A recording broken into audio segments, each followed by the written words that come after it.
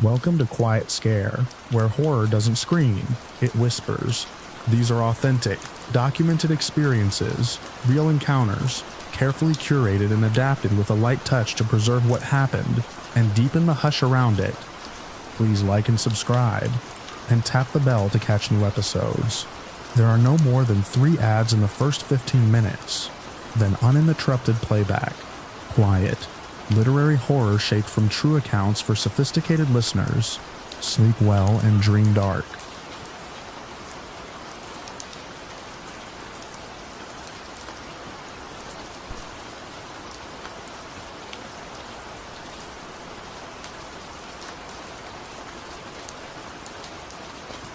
I'm only writing this down because my medical records and the ranger report don't tell the whole story.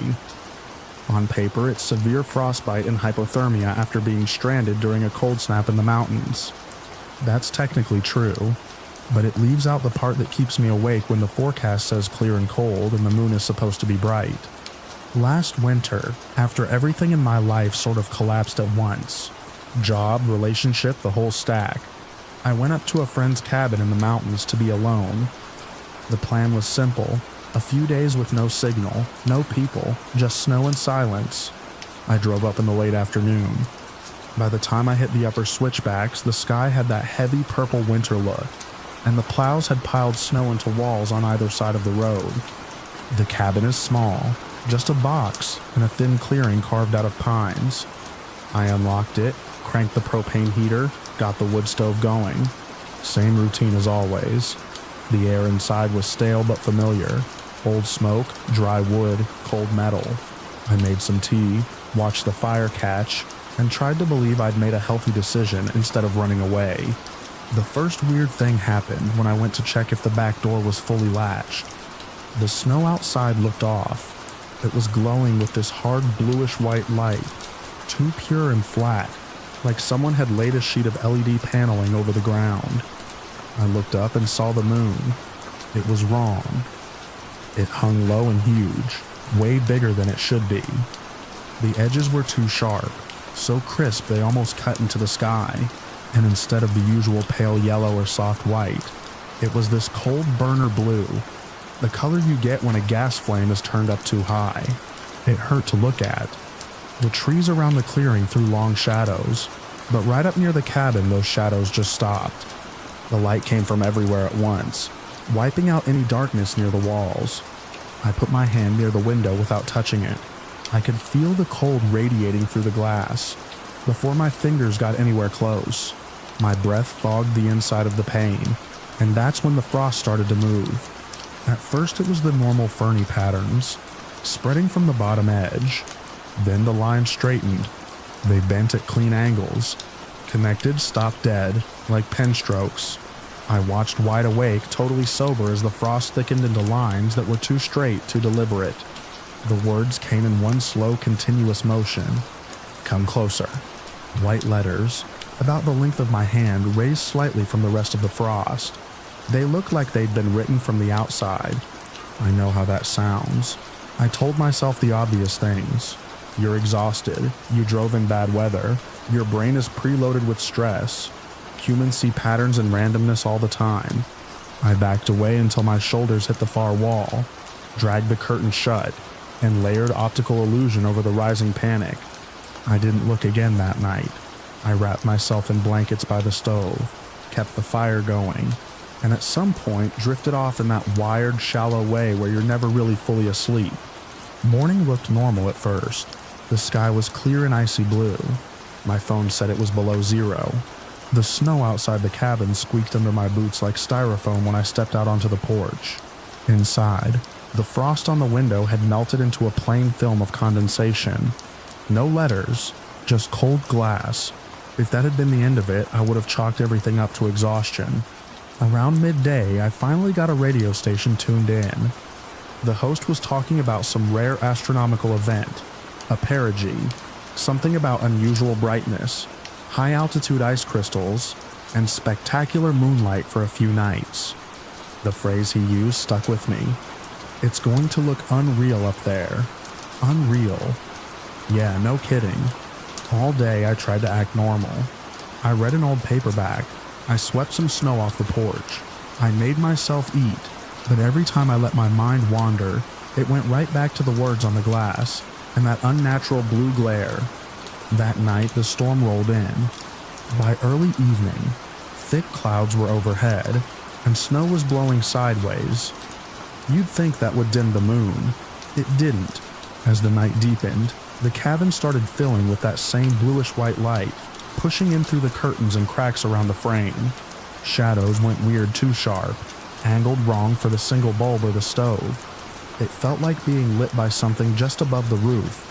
I cracked the back door open to look, even though every instinct told me not to. The clearing was flooded with light so intense it almost buzzed. Every snowflake in the air was visible as it blew past, each one frozen for a split second like 1,000 tiny glass chips suspended mid-flight. The storm should have cut visibility down to nothing, but I could see everything, every branch, every drift, all smoothed and bleached by that impossible moonlight. That's when I saw the hare. A snowshoe hare darted from the tree line, almost invisible against the snow except for its dark eyes. It sprinted across the clearing, heading straight through the brightest patch between me and the woods. There was no gradual freezing, no buildup of ice. 1 second it was alive and moving. The next second it was a perfect glass sculpture mid-leap. I heard it, this high, brittle crackling, like someone walking on thin ice. Tiny fractures spiderwebbed through its body. Then it shattered. It just broke apart and scattered across the snow in glittering fragments. No blood, no mess, just a burst of frozen pieces that skipped across the surface and blew away on the wind. At the exact moment it shattered, the cold hit me. It was like opening a door directly into liquid nitrogen. My eyelashes frosted in an instant. The air in my lungs burned. My hand on the doorknob went from normal to numb, so fast it almost felt hot first. I slammed the door, but the cold didn't stay outside. I could feel it pushing through the walls, radiating in from the windows. The heater was still running, the stove was roaring, and my breath still smoked in front of my face inside the cabin. I turned, and the frost was already creeping up the inside of the window again. This time, it wrote faster. Come out. The letters were larger, spanning most of the pane. The strokes thickened until they almost glowed with reflected moonlight leaking through the glass. I whispered no out loud without meaning to, just to hear my own voice. Then the heater cut off. Just a soft click, but the timing was perfect, like a response. The silence that followed made my ears ring. No fan, no hum, just the distant scream of the wind and the quiet squeak of frost spreading over glass. I didn't sleep much that second night. Every time I closed my eyes, I saw the hair breaking apart, or the letters forming on the window. The cabin stayed bright with that awful light, until nearly dawn. When it finally dimmed, I crashed hard. The next morning, daylight made everything look boring and harmless again. The frost on the window was back to random patterns. When I stepped outside, I forced myself to walk to the edge of the clearing to look for proof anything. Hairy remains, weird ice, tracks. There was nothing. There was nothing. The snow was smooth and untouched, except for my own footprints. No shattered glassy chunks, no disturbed patch where something had exploded into frozen pieces, just wind-polished snow. That should have comforted me. It didn't, because that's when I saw the shapes between the trees. They were far enough back that at first my brain filed them under snow-laden stumps and weirdly shaped drifts. But the longer I stared, the more they resolved into people, or what had been people. They were standing in irregular clusters, half hidden by trunks and branches. I could make out the slope of shoulders, the angles of elbows, the tilt of heads turned slightly away from the clearing. Their postures weren't neutral. They were caught mid-flinch, mid-turn, mid-raise of the hands. Like the last thing they did before freezing was try to shield themselves from something overhead. They all had that same glassy sheen. No visible faces, no clothing details. Just human outlines smoothed into ice. I told myself they were trees. I told myself I was looking too hard. I told myself anything I could think of that wasn't there are frozen people standing in the woods. The radio kept talking about the rare lunar event and dangerously low wind chills. The announcer said the words record-breaking cold 3 separate times. At some point, I heard that parts of the state had hit temperatures they'd never recorded before. They blamed Arctic air, polar vortices, whatever. No one mentioned a moon that burned the shadows off the ground. By the 3rd night, I wasn't even pretending to be calm. I layered every piece of clothing I had, made sure my boots and keys were right by the door, and kept the stove cranked as high as I dared. I told myself I might have to ride out one more weird night, and then drive down first thing in the morning. The light seeped in even earlier this time. It wasn't just from the windows anymore. It felt like the walls themselves were glowing. Every object in the cabin had a razor-edge shadow. My breath clouded thick white in front of my face, hanging there far too long. I could feel the cold in my teeth. I looked at the window one last time. The frost was already writing, "Come closer," underneath the words. The frost thickened in smears like the impressions of hands pressing outward from the glass. Long streaks, 5-fingered shapes. They weren't perfectly formed, just suggestions, but my brain filled in the rest. This was the point where later people would tell me I must have been hallucinating from hypothermia. Maybe they're right. All I can say is, I knew, with that deep animal certainty, that if I stayed through one more cycle of that light, I wouldn't be leaving walking on my own feet. So I left while it was still night. I pulled on my coat, scarf, hat, everything, and went for the door. My chest felt tight, like I'd been breathing freezer air for hours. The doorknob burned my palm through the glove. When I stepped outside, it felt like the air itself was solid. I could feel the cold on my eyeballs. I'm not exaggerating. It was the worst physical sensation I've ever experienced, like my lungs were being sandblasted with ice particles every time I inhaled. My car was maybe 30 feet away.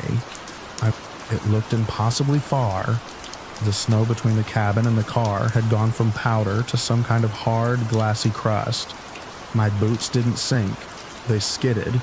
Each step cracked a thin layer like walking on a frozen puddle. The blue-white light washed out everything. The car looked like a toy floating at the edge of some reflective surface. That's when I realized the frozen figures in the trees were closer than before. I didn't see them move all at once.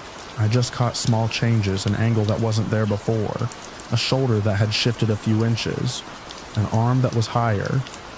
As I moved, I heard faint cracking noises from the tree line, like slow-motion ice breakup. One figure's head seemed to tilt, just slightly in my direction. I should have run, but running in that cold doesn't feel possible. My body felt clumsy and heavy, my muscles slow and thick. I focused on not falling. My fingers were already half numb inside my gloves. My feet felt like someone else's. I reached the car by not thinking about anything except the next step. My hand stuck to the metal door handle for a second when I grabbed it. I fumbled the key, missed the lock once, and honestly don't remember getting the door open. I just remember suddenly being half inside, dragging it shut behind me. The inside of the car was barely warmer, but it was at least out of the direct moonlight. Frost bloomed instantly across the windows, turning the clearing into a pale blur. I could still see vague shapes between the trees though. Haloed in that awful glow, my hands barely worked, but after a couple failed tries, the engine turned over. The air coming from the vents wasn't warm at first. It just moved. I dropped the car into gear and eased it forward, feeling the tires slip and catch on the hard-packed track. As I pulled away, the light outside changed. It didn't vanish, it shrank, as if I were leaving the center of a beam. The further down the mountain I drove, the more ordinary the world looked. Just another frigid winter night with blowy snow and crappy visibility. I made it to the ER on adrenaline and autopilot. They said I had moderate frostbite in several fingers and toes, plus hypothermia. They slid warm IV fluids into me, wrapped my hands and feet in heated pads, and kept asking how long I'd been lost out there. Apparently my story cabin, moonlight, shattered animal, frozen people in the trees didn't match what they expected. When I told them about the frost writing on the inside of the window, they exchanged a particular kind of look I recognized from people who are trying not to say you might be losing it. One resident asked, very gently, if I'd taken anything drugs, alcohol, meds I didn't normally use. Another floated altitude effects and confusional state secondary to hypothermia. A sheriff's deputy went up to check the site a couple days later, after the worst of the cold broke. His report says exactly this. Cabin intact. No evidence of forced entry. Wood stove out. Interior cold. Frost patterns typical. No sign of other people or animals. Vehicle tracks lead away without incident. If you talk to people in that town, some will tell you the moon really was strange those nights. There are pictures on their phones, overexposed discs, bright hazy rings, bad camera artifacts. Amateur astronomers wrote little blog posts about the rare alignment and how great the viewing was. That part is all documented, totally normal. What's not documented is the animal that shattered like spun glass under that light, or the way the frost formed words that no random pattern ever would, or the fact that I'm missing just enough sensation in a few fingertips and toes that winter doesn't feel abstract to me anymore. It feels like something with teeth. I've looked up the orbital data since then. I know exactly when that particular configuration of moon and earth and atmosphere is supposed to happen again. When it does, I won't be anywhere near the mountains. Honestly, I don't even like being outside on clear, bright, full moon nights at all now. Even in town. Believe me or don't. On paper, it's a cold weather accident with a clean medical explanation. But I know what I saw pressed into the frost on that window. I know what was starting to move in the trees when I walked out into that impossible light. If there's a lesson in any of this, it's simple. When the moon is too bright, and the cold feels wrong, not just freezing but hungry, don't go closer to the window. Don't go out to get a better look. Some things out there don't want you to admire them. They want you to join the line of glassy shapes in the trees.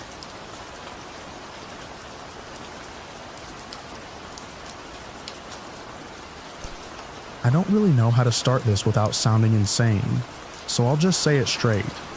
Last winter, I watched my own breath write words in the air. This happened in the mountains, at my uncle's old cabin. If any of you follow local news around remote property disputes and historic remains, you might even be able to guess the county, but I'm not going to name it. I had to sign enough paperwork already. My uncle died in November. No spouse, no kids, just the cabin and a bunch of old tools and junk he left behind. The rest of my family wanted nothing to do with it.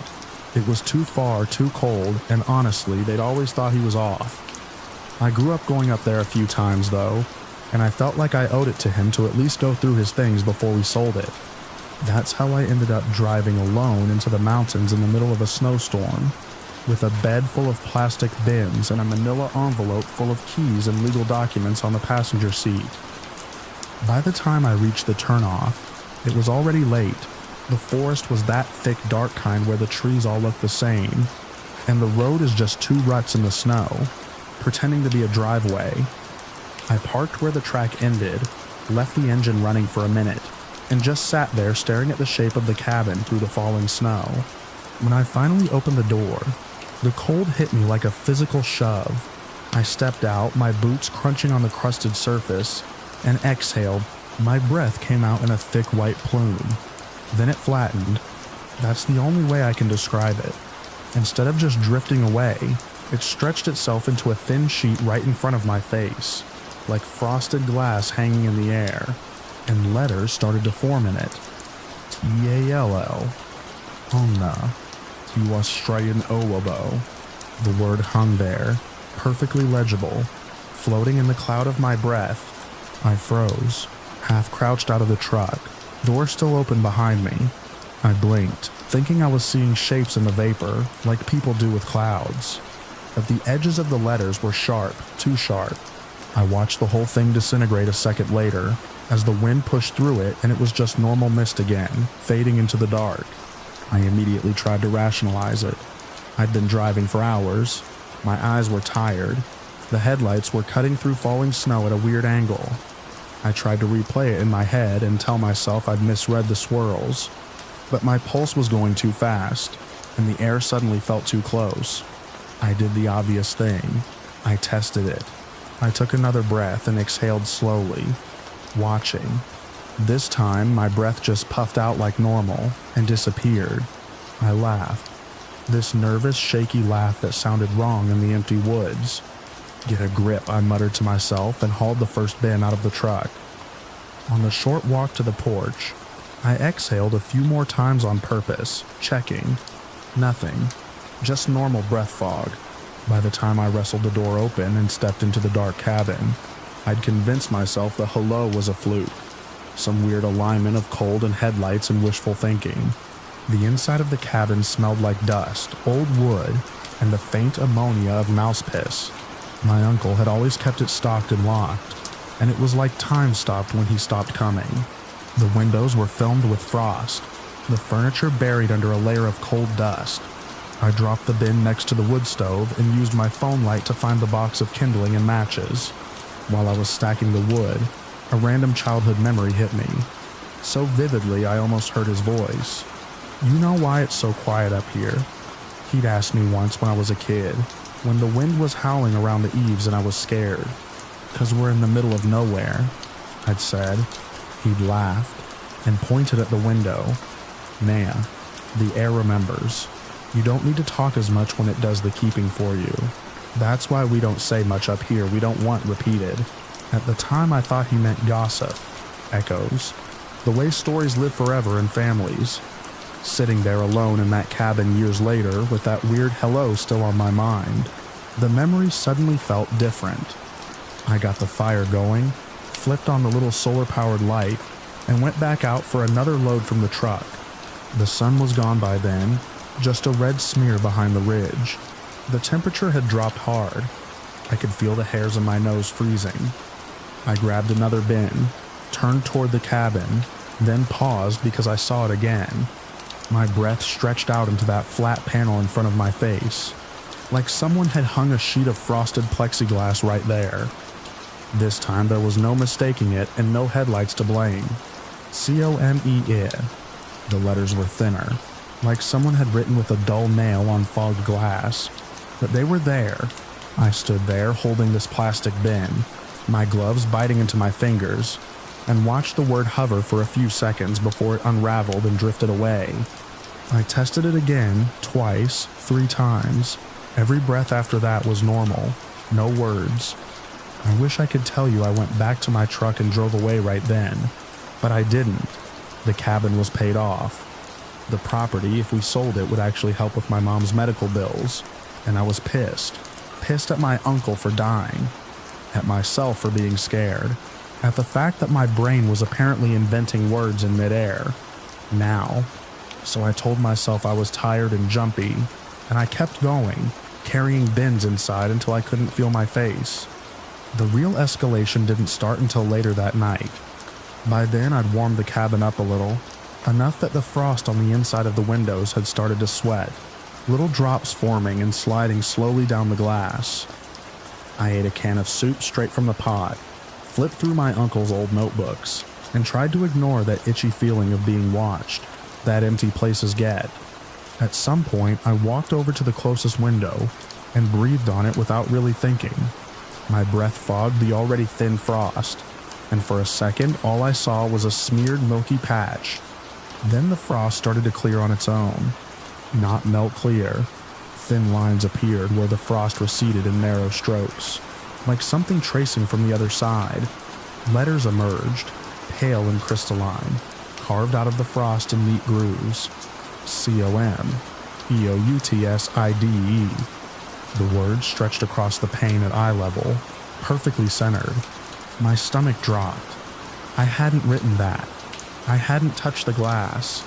My hand hovered there, an inch away, and I watched as a few stray ice crystals still fell from the edges of the letters, catching the light. I tried to break it. I exhaled hard on the words, thinking if I fogged it, maybe I'd just blur them out and then they'd disappear. My breath clouded the window, hid the letters, then receded, and the message was still there, sharp as if someone had scraped it with a razor. That was the moment I remembered my uncle saying, The air remembers. And I realized he'd said it dead serious. No smile. There was no cell service, of course. Even standing out on the porch later, holding my phone up like an idiot, I had nothing to call for help. I'd have to drive back down the mountain in the dark on that ice-slick track. I told myself I'd do it in the morning, that I'd just ignore whatever this was until then. I lasted maybe 15 minutes before curiosity and fear pushed me right into doing what the window said. I put my coat back on, grabbed my headlamp, and stepped out into the night. The snow had stopped falling, but the sky was just a low, heavy darkness pressing down on the trees.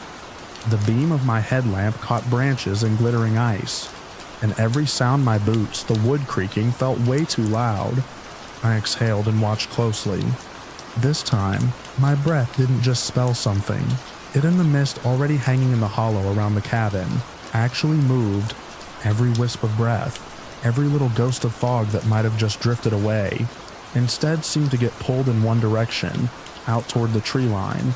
They gathered and flattened about 5 feet in front of me in that same impossible way, and new words slid across the sheet of air. UNDERTREEE.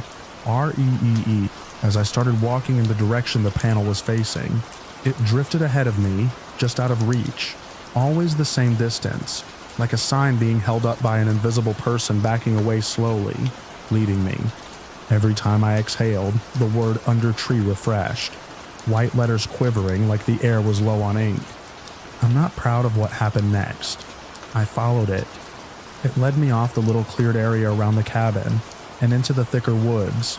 Snow brushed against my thighs. Branches snagged my sleeves. The cold was the kind that burns, that turns your teeth into aching stones in your face.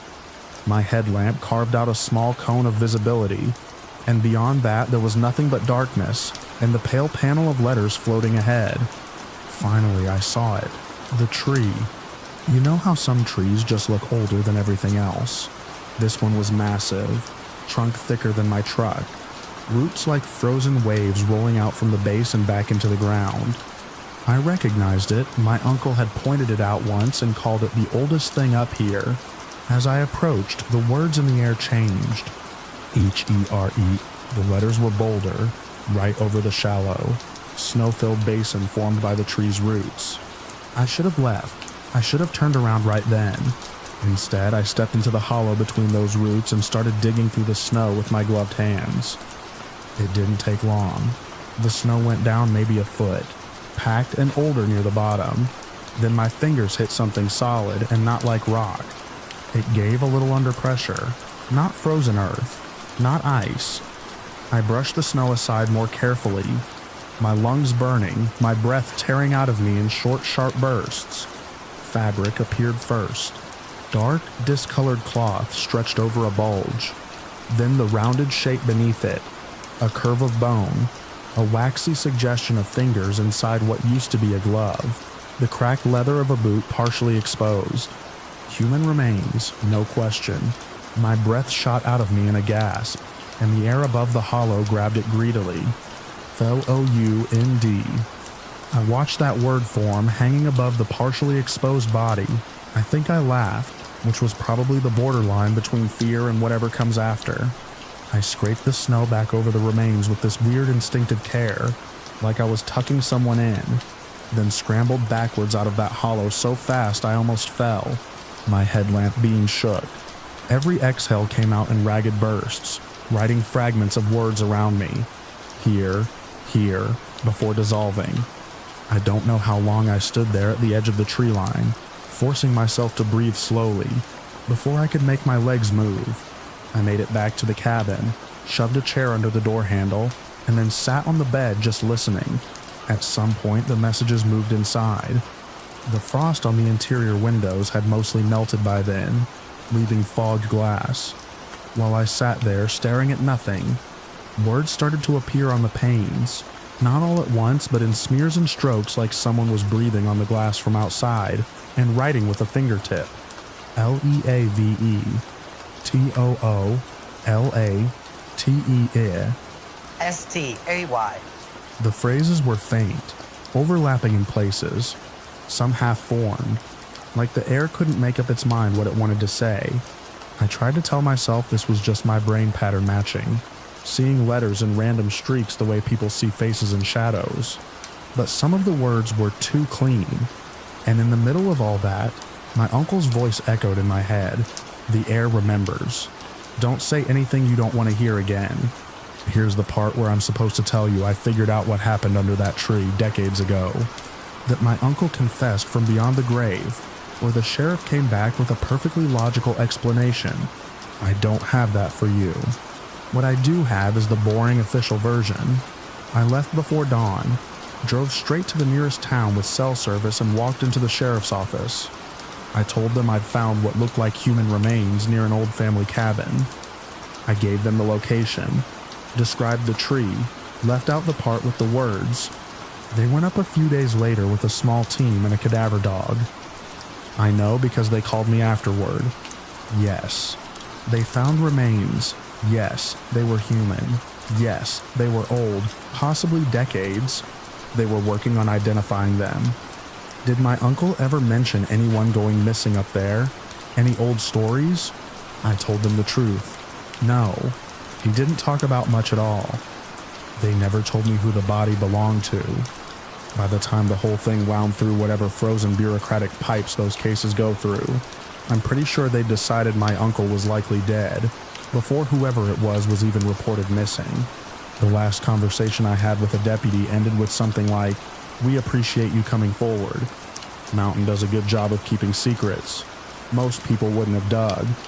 I wanted to tell him I didn't dig because I'm a good person. I dug because the air told me to. I didn't, obviously. I went home. Months passed. I told myself it was over. I chalked the whole thing up to stress and grief, and the human brain's bottomless talent for filling in blanks. I kept that night mostly to myself, except for a heavily edited version I once almost told as a campfire story, and then stopped halfway through. Then winter came back around. This is the part that actually makes it hard to sleep. First truly cold morning of the season, I was walking from my car to my office downtown. Nothing special. Gray sky, dirty snow piled along the street. My coffee in one hand, my bag in the other. I cut through a little side alley to avoid a busy crosswalk. Exhaled and didn't even think about it until I walked into it. My breath didn't just vanish. It hit something at face level and spread out thin, turning into that same suspended sheet of fog I'd seen on the mountain. There was no reason for air to behave like that in the middle of a city alley, in a place I'd never been afraid of before. Letters started to form while I was still mid-step. Hello, same clumsy, uneven script, same slow, deliberate carving of the word into the fog. I stood there, alone in that thin strip of shade between two office buildings, watching the word hang in front of my face like a message on a screen. I could hear traffic at the end of the alley, the normal city sounds, horns, a bus brake squealing, footsteps on the sidewalk. Nobody else slowed down. Nobody else reacted. I tried something I probably shouldn't have. I exhaled again deliberately like I was answering. The new breath flowed into the floating panel, brightened it, and the letters shifted. S-T-A-Y. I just that. Hello, stay. Like whatever was writing in the air had found me again, and was pleased. I backed out of that alley so fast I almost slipped, and my brain went straight into denial mode. Maybe it was some kind of weird reflection off a vent. Maybe actual glass. Maybe my eyes. Maybe I was more tired than I thought. But here's the thing. Once you've seen your own breath write words for you, you don't ever stop checking. Every cold morning since, every time I see my breath, I watched 99 times out of 100. It's just fog. Normal. Harmless. On the 100th time, it lingers just a little too long, or curls like it's trying to make a curve of a letter before it thinks better of it. Once in a grocery store freezer aisle, I breathed out and saw a faint H start to form in the chilled air before it broke up. Once, standing at a bus stop behind a couple talking, their breath mixing with mine, a pale O hovered between us for a heartbeat. Most people don't notice the shapes their breath makes in the cold. Why would they? But I do. Now, I can't not. Every exhale feels like handing a pen to something I don't understand, and hoping it doesn't decide to write back. So that's my contribution to your true winter horror stories. I found a body under an old tree because the air told me where to dig. I left the mountain. The air didn't.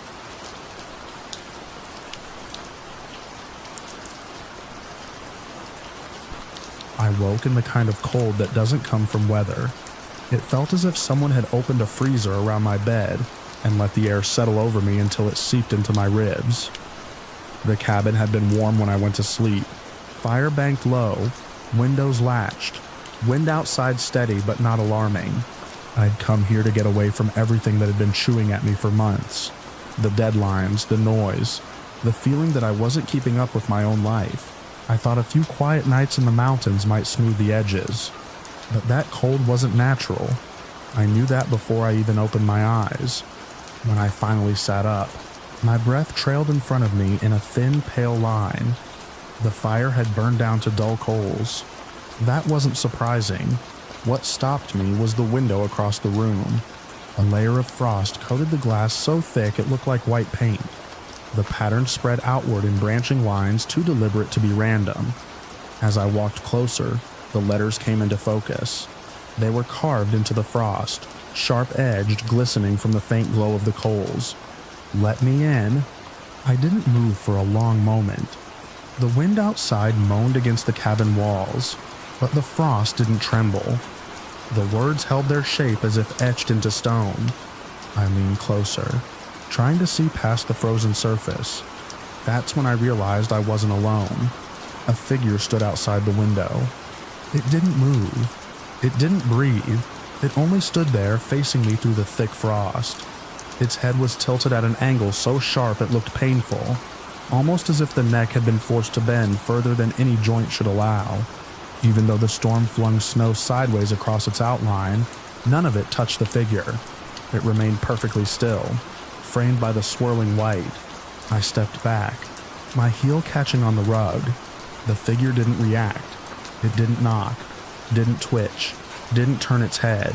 It only stared, or seemed to stare through the frost and into the room. Then the tapping began. Light at first, a small deliberate rhythm on the lower frame of the window. 3 taps, a pause, 3 taps again. The figure still didn't move, but the sound grew sharper, as if the source of it were closer than the glass itself. I yelled for it to stop, the words spilling out before I could think. The tapping ceased instantly. The silence that followed was too quick, too precise. Then a whisper came from the cabin door behind me. It spoke with my voice. Not an imitation, not a distortion. My voice exactly, as if someone stood on the other side of the wood, repeating words I hadn't said yet. The whisper was low, calm, almost reassuring. "Let me in," it murmured, using my own tone, my own breath, the cadence I heard every day without noticing. The cold deepened until I felt it in my teeth. I turned toward the sound, but before I reached the door, something else changed in the room. A new door had appeared at the far wall, a place where there had only been a small bookshelf the night before. The shelf was gone. The door stood slightly ajar, and from its gap poured a cold far worse than the window's frost. The darkness behind it didn't look like an unlit room. It looked like a depth that had no end. The wind outside went silent. Even the storm seemed to hold its breath. I didn't want to go near that door. But the whisper at the cabin entrance kept repeating my voice in a low, coaxing tone. The wrongness of hearing myself from the other side of the wall made my skin tighten. The figure at the window hadn't moved, but the frost between us creaked as if the pressure behind it were building. When the whisper shifted, dropping into a pitch half an octave lower than my real voice, I ran. I grabbed my boots without lacing them, snatched my coat off the hook, and forced the front door open. The storm hit me full in the chest. The cold outside was brutal, but it was honest. It didn't mimic my voice. It didn't carve messages. It didn't try to coax its way in. I ran down the path toward the tree line, snow already filling my footprints faster than I could make them. The wind pushed against me hard enough that I had to lean into it. By the time I reached the first cluster of pines, the cabin was already half lost behind the storm's thick curtain. That should have been the end of it. Physical distance should have mattered. Whatever that thing was, whatever it wanted, I thought I'd left it behind with the frost and the tapping and that impossible door. But halfway down the trail, the tapping started again. Not on glass this time, on the trees. I pressed my back against a trunk, breath shaking out in small bursts. The tapping moved a line of it shifting from one tree to the next, an invisible hand tracing its way around me in uneven circles. The storm hissed through the branches, but beneath it I heard the same rhythm that had started at the window. 3 taps, a pause, 3 taps again. I kept moving, stumbling through drifts, eyes watering from the wind. By the time I reached the small emergency station at the base of the trail, an old maintenance shed with a metal latch and a narrow bench, my hands were numb. I forced the door open, stepped inside, and shut myself in the dark. The shed was warmer than the cabin had been. My breath fogged, but only lightly. I waited for the storm's sounds to settle into their natural patterns. They didn't. The tapping followed me. It started on the metal wall behind me, soft at first, then growing sharper. I pulled my coat tighter, turned toward the sound, and felt the cold settle into the air in a way that didn't belong to the weather outside. Then I heard it again, my voice. It came from somewhere near the back of the shed, threaded through the dark. Let me in. I pressed my hand against the door, ready to run back into the storm if I had to. But the storm wasn't the problem anymore. The cold in that shed didn't belong to any season. It didn't rise and fall with the wind. It settled close, aware, deliberate. I've moved 3 times since that night, each place farther from the mountains than the last. Each one warmer, each one with better insulation, thicker doors, newer windows. But the tapping still returns, sometimes on the walls, sometimes on the furniture, sometimes on the glass when the outside temperature drops. And every winter night without fail, I hear my own voice whisper from somewhere in the room, just soft enough that I can't tell if it's on the other side of the door or standing right behind me. It always says the same thing. Let me in.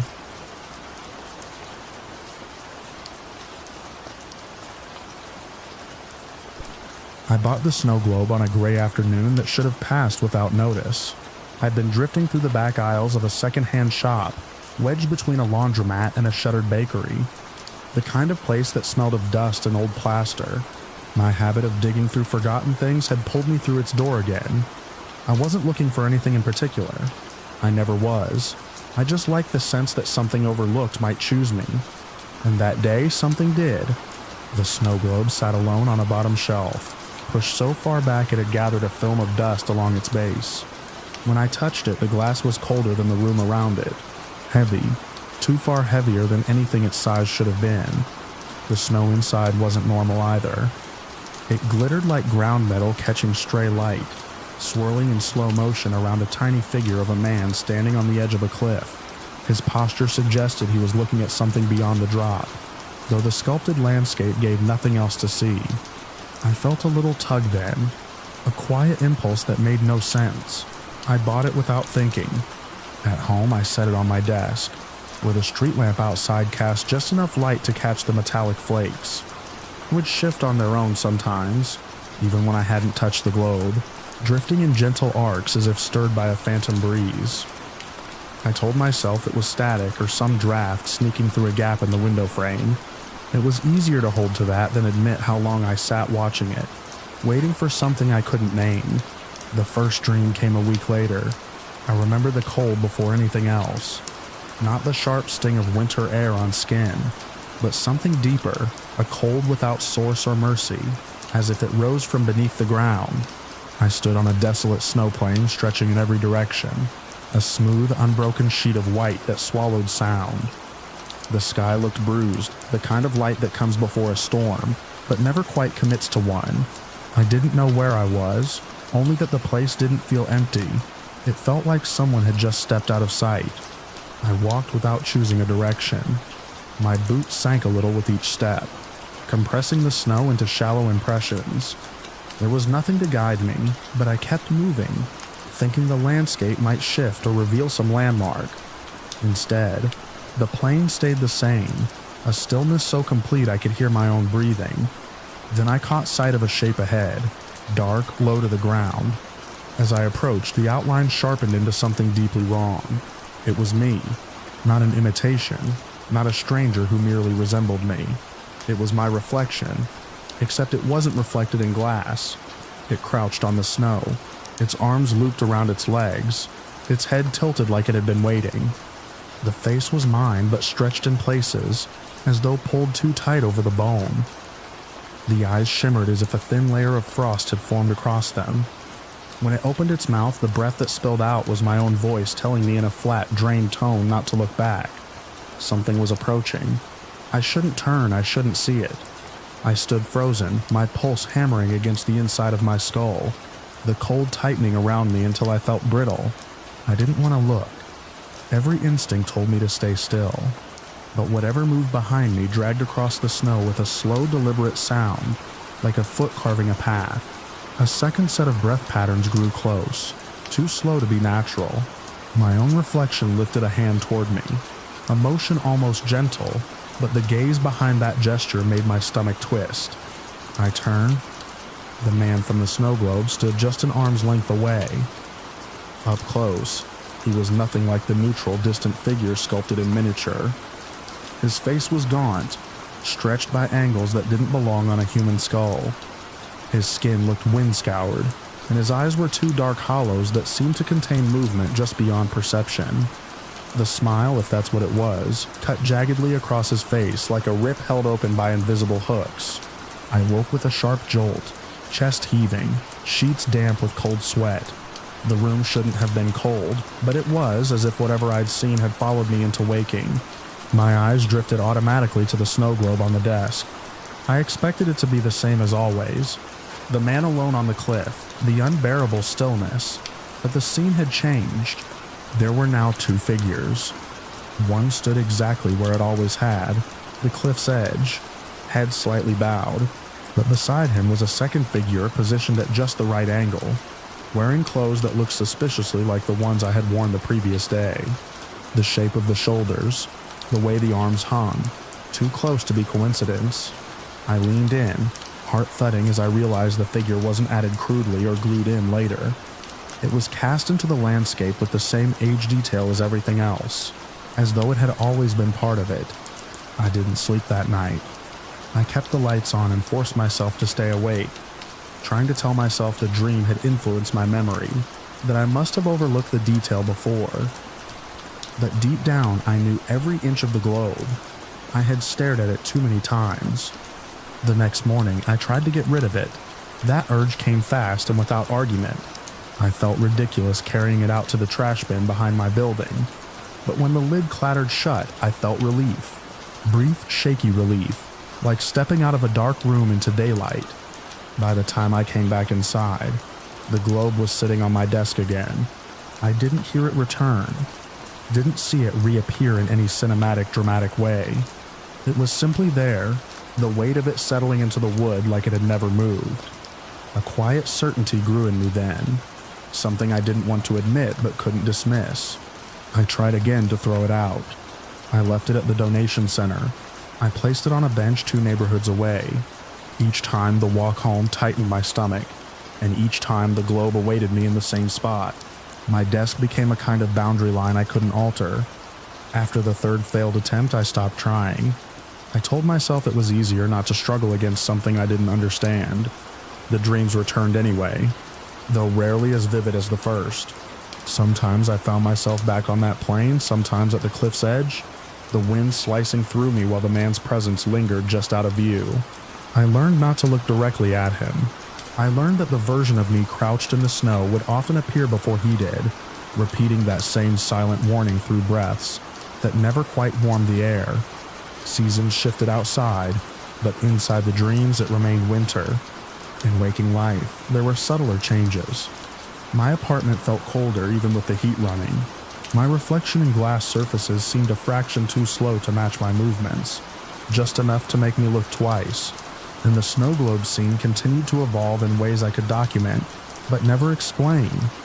The second figure. My figure began shifting its position over the weeks. Not dramatically, but enough that I could see a progression. At first, I stood a small distance from the cliff's edge, facing the man.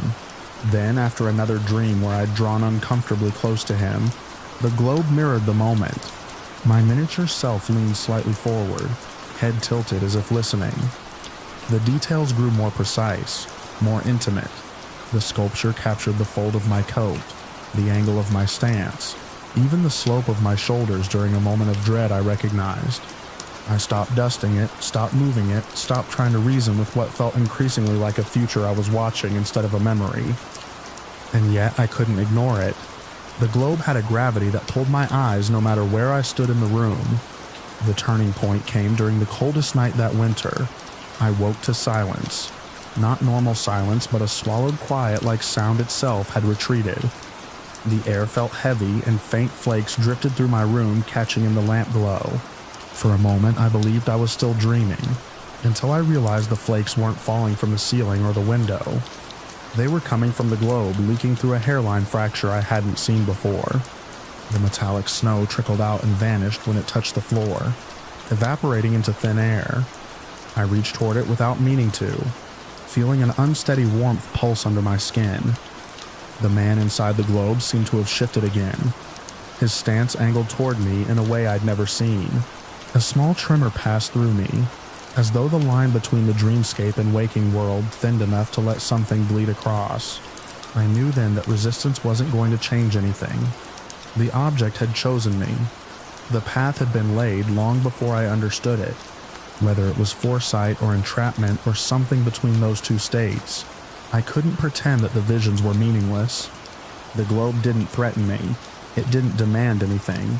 It only showed me where I was headed. Over the following weeks, I noticed my dread shift into a quieter feeling. Not acceptance in the comforting sense, but an understanding that some futures leave no room for retreat. I stopped fighting the presence that moved through my dreams. I began stepping toward it. The snow plane no longer felt like punishment, just inevitability. Last night, the dream returned with startling clarity. I found myself on the cliff this time, the wind cutting along the ridge. The man waited there as always, his features no less distorted, but somehow less hostile. My reflection knelt near the path behind me, though it didn't speak anymore. It didn't need to. I already knew not to turn back. I walked until I stood beside the man, our outlines nearly touching. He didn't shift or acknowledge me, yet I felt a small current move between us, a recognition that settled into my bones. The flakes drifted slowly around us, metallic flashes against the dull sky.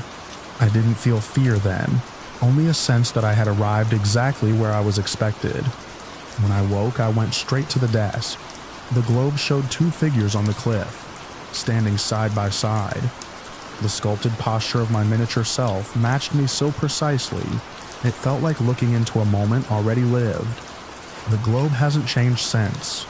I haven't tried to move it. The air around it feels colder each day, and I've started waking to the faint sense of snow against my skin. Though my room stays dry, I've stopped wondering what will happen. I know.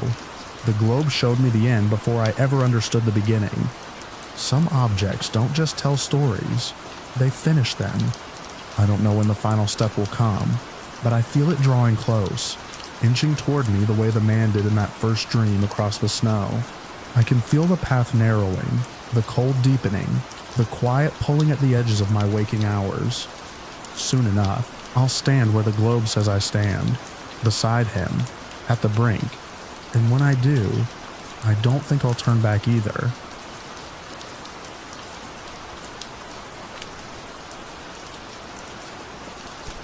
I went up to the ridge that winter, because I didn't know what else to do with myself. I'd burned out so thoroughly that even the shape of my own thoughts felt wrong, like I was walking around with a stranger's breathing inside my skull. The cabin wasn't much, just a single room tucked against a stand of wind-bent pines, a place I'd used once before during a better season. I told myself I'd stay a week. I told myself I'd get quiet. I told myself the storm warnings were just background noise I could ignore. On the first night, the wind didn't let up. It rattled the loose corner of the metal roof until it sounded like a coin flicked against an empty can. I sat at the small table with a lantern, throwing a dull circle of light on the floorboards. Snow hit the window in sharp bursts, but underneath the steady noise, I felt something else, an irregular hush, a space where one sound should have been but wasn't. It took me a moment to realize it was my own breathing. I kept catching myself holding my breath without meaning to, listening harder than I needed to, waiting for nothing in particular. Near midnight, I stepped outside to check the propane tank. The cold was so sharp it felt like a hand closing around my nose and mouth. My boots sank deep into the fresh powder as I walked around the corner of the cabin. With the lantern held up, I caught the slow drift of snowflakes tumbling through the beam of light. Then I felt it, that sense of being looked at from behind. Not a thought, not a fear, more like a physical weight between my shoulder blades. I turned. At first I thought the lantern was making shapes where there weren't any. The storm pushed curtains of snow across the tree line, blurring everything beyond a few feet. But then a gap in the wind opened, and through that clearing, I saw a figure standing among the pines. Tall, thin, motionless. The posture was wrong, shoulders too straight, like someone standing at attention in a place where no one should be. I took a step back. The snow gave under me with a soft crunch, and as if that noise stirred the whole world, the wind kicked up again and hid the figure. I kept staring at the darkness between the trees, waiting for it to appear again. Nothing did. My fingers had gone numb around the lantern handle, so I forced myself back inside and locked the door, even though I'd never bothered with the lock before. I told myself it was just the storm twisting shadows. I told myself I was tired, but I barely slept. And every time the wind scraped against the windows, I opened my eyes. The next morning, the cabin felt smaller than usual. I tried chopping a little wood outside to clear my head, but the snow kept falling, heavier now. I couldn't see more than 20 yards in any direction. At some point, I turned toward the ridge and felt the same pressure from the night before, an unmistakable pull of attention.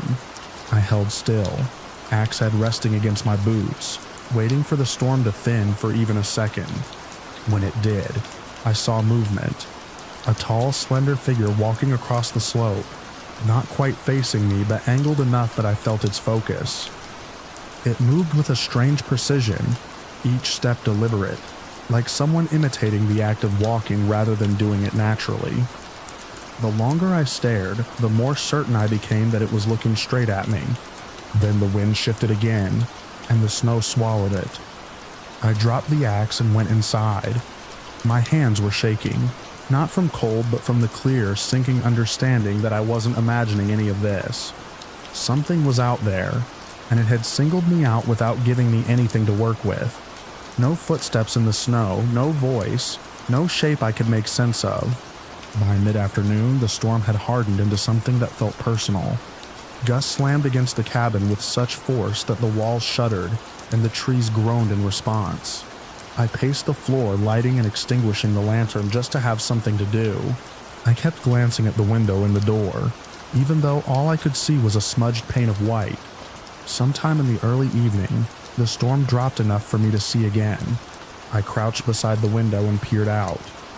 The snow had drifted up nearly to the bottom edge of the glass. The world beyond looked half buried. But there, near the stand of pines, I saw movement again. The figure stepped out from between the trees. Its posture was too straight, its limbs too long under the dark coat it wore. I couldn't see its face at first. The snow kept sweeping across it in waves. It moved slowly downhill, coming closer one steady stride at a time. I felt my throat tighten. I stood debating what to do, really debating it, as if there was an option other than fear. When I looked back out the window, the figure had drawn close enough that the face finally became clear. At first, I didn't understand what I was seeing. My eyes tried to make sense of it the way they try to find familiar shapes in shifting clouds. But the longer I looked, the more impossible it became to deny. It had my face. Not a resemblance, not a trick of distance, The face was mine, expressionless, pale from the cold, eyes unblinking beneath the dark fringe of wet hair. I grabbed the table edge because my knees buckled hard enough that I nearly fell. The figure kept staring at me. Then, without warning, it moved. It burst forward with a speed I didn't know a human body could manage. Snow sprayed behind it in a violent arc. I stumbled back from the door, knocking the chair over as I lunged toward the bolt. My fingers fumbled, but I got the lock engaged just as something slammed into the wood hard enough to rattle the hinges. I braced myself against the door, heart banging against my ribs. Nothing else hit it. No sound followed. I waited, each second stretching until it felt thin enough to snap. When I finally dared to look through the window, nothing was there. I didn't open the door. I didn't even stand near it. I lit the lantern and set it on the floor, because the table felt too exposed. I kept trying to convince myself the thing had run off, that the impact on the door was the last of it. But somewhere deep inside, under the panic, I knew it wasn't done. Night settled in, and the cabin grew colder. My breath drifted in small white clouds in front of me. I wrapped myself in blankets and sat with my back against the far wall, watching the door. At some point, I must have drifted, because the next thing I remember clearly is lifting my head and seeing a pale glow outside. The moon had broken through the clouds. I crawled to the window and wiped a small circle on the glass. The snow reflected the moonlight back at me, making the clearing look washed out and dreamlike. I scanned the ridge, then the trees, then the slope near the cabin. That was when I saw it lying in the snow. A body. At first I thought some hiker had gotten caught in the storm and collapsed, but the shape was wrong in a way that struck me all at once. It was too cleanly outlined, almost posed. The arms lay close to the sides, the legs straight, as if whoever it was had lain down deliberately. I leaned closer. The face was turned toward the cabin, my own face. I staggered back and hit the corner post of the bed frame. The lantern flickered from the jolt. I stared through the window, unable to swallow or breathe. My own body lay out there, still as a fallen mannequin, snow piling on my jacket, settling on my eyelashes. Then the corpse moved. Not much at first. A tiny shiver, a twitch in the fingers, a tremor in the jaw. I pressed the heel of my hand against my mouth to keep from making a sound. The body's head tilted slowly toward the window. Snow slid off the cheek. The lips pulled back, revealing teeth clenched in an awful, distorted imitation of a smile. It held that expression for what felt like minutes. Then my eyes shifted upward and locked onto mine through the window. I crawled away from the wall, dragging the blankets with me, unable to look away even as my stomach pitched. The body didn't stand. It didn't move closer. It just smiled, that stretched, contorted smile with the snow clinging to its face. The wind rose again, flinging thick sheets of white across the clearing. For a moment, the storm swallowed the body in its glare. When the gust passed, the snow lay smooth and unbroken.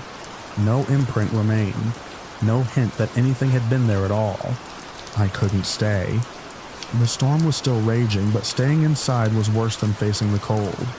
I gathered what I could, just my coat, my boots, a pack with the bare necessities, and went to the door. My fingers trembled so badly I struggled to undo the bolt. I cracked the door open and let the wind shove its way inside, carrying icy flakes across the floorboards. When I stepped out, the cold wrapped around me like a clamp. I didn't look back at the cabin. I didn't dare.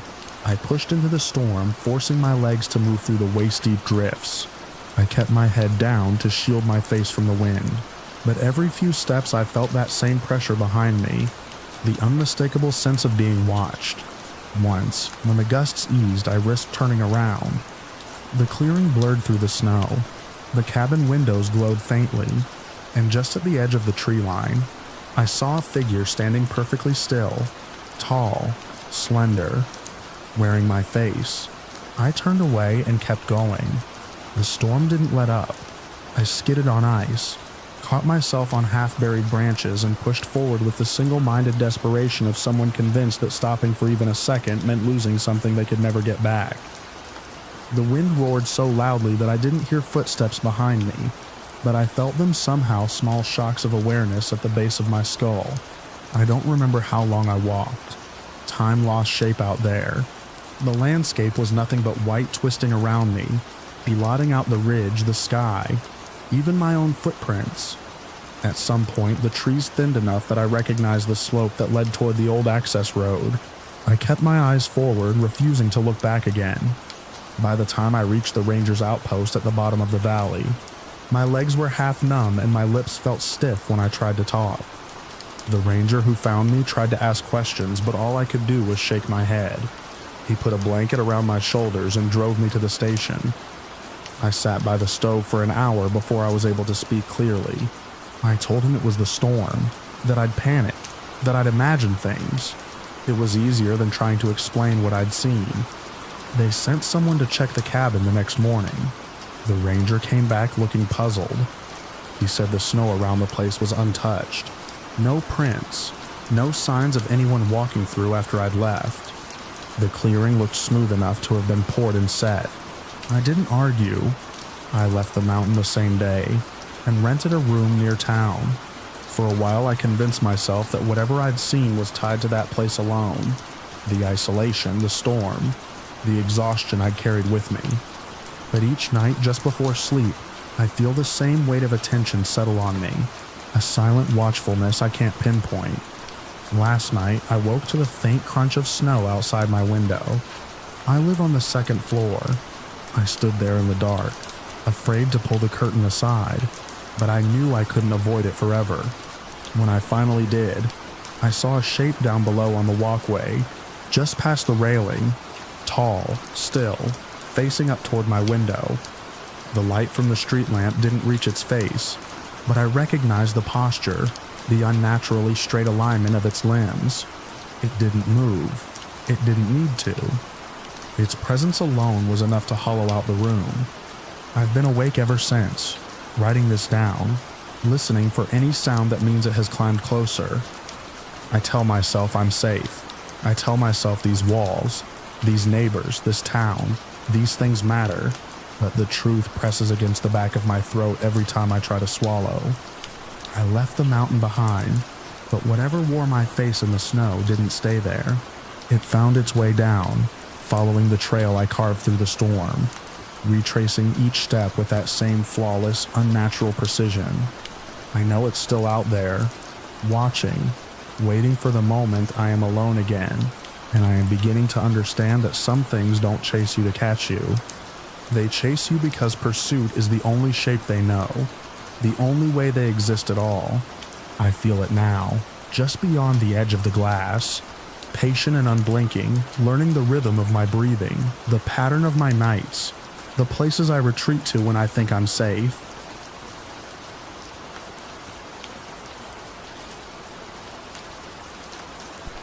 I went to the cabin because I needed a break from everything. The kind of break where the world feels far away and winter steps in to close the door behind you.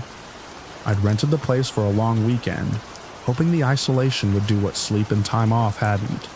I wanted quiet, stillness, a stretch of hours where nothing demanded anything from me.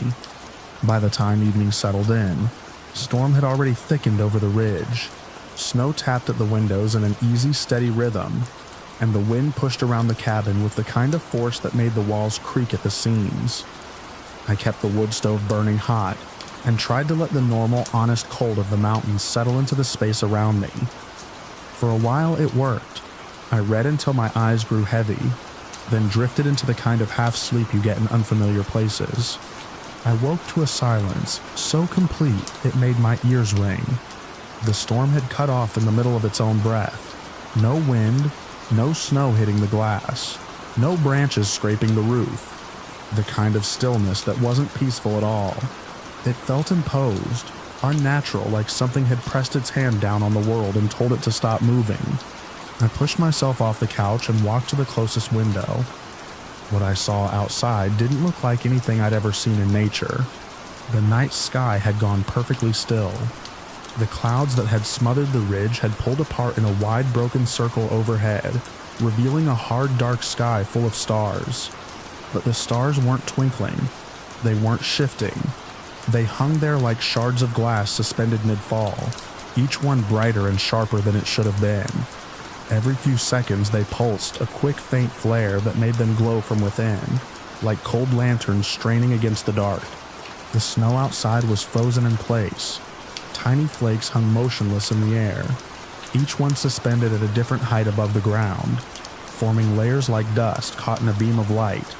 I opened the front door to see it more clearly.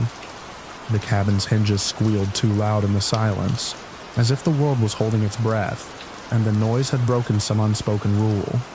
I stepped out onto the porch. The cold felt wrong, heavy. It pressed into my skin instead of biting at it. My breath froze in front of me, forming a thin plate of ice that didn't drift away. It stayed suspended, just like the snow. Then the sky shifted again. Thin streaks of light tore across it in jagged, erratic lines. They weren't meteors. Meteors don't split in two and rejoin.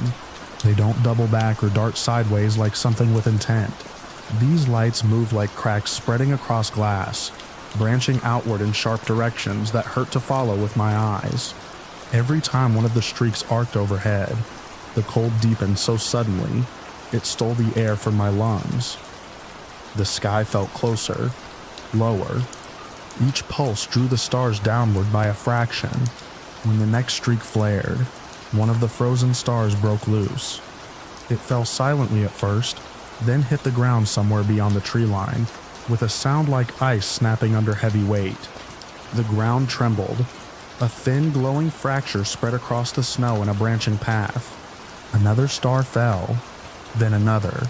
Each impact cracked the frozen earth, sending fresh lines racing toward the cabin, like the veins of some enormous frostbitten creature. The fractures glowed cold blue under the snow, pulsing in rhythm with the sky. The silence finally broke. The storm returned in one violent gust, slamming wind and snow against me so fast I had to brace against the porch railing. But the snow wasn't normal anymore. Huge, jagged sheets of ice were falling, long, uneven shards, some spinning in the air, some dropping like thrown spears. They smashed into the ground hard enough to split small trees. The fractures from the fallen stars brightened with each impact. I stumbled back toward the cabin door, but froze when I saw movement in the storm. A shape walked between the trees.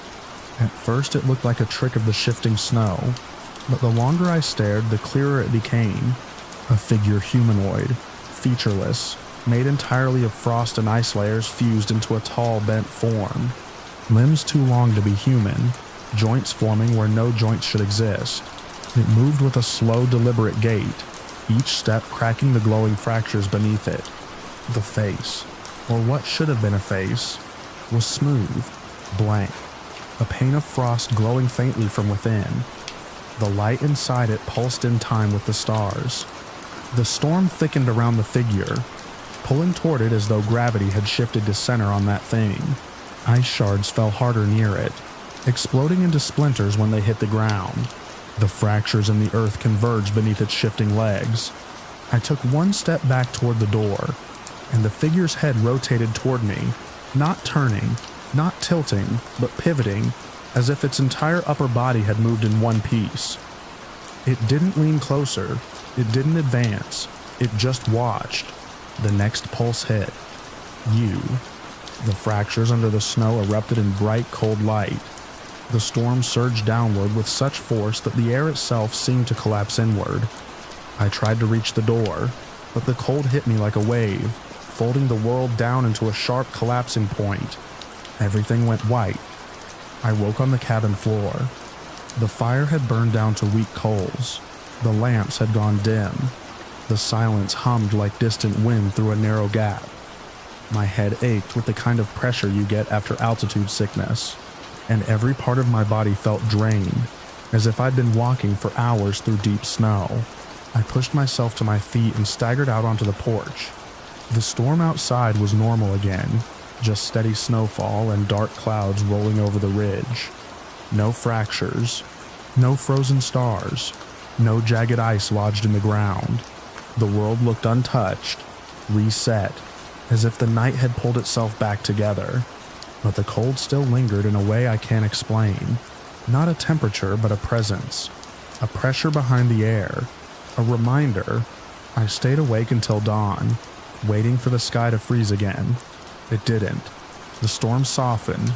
The wind returned to its natural patterns. But the silence behind it, the silence from that night, never really left. When I finally drove down the mountain, the clouds hung low, and the snow drifted across the road in lazy, normal waves. But I couldn't shake the feeling that something had followed me out of that stillness, something patient enough not to show itself right away. Ever since that night, on clear winter evenings, I catch myself watching the sky for any sign of that impossible stillness.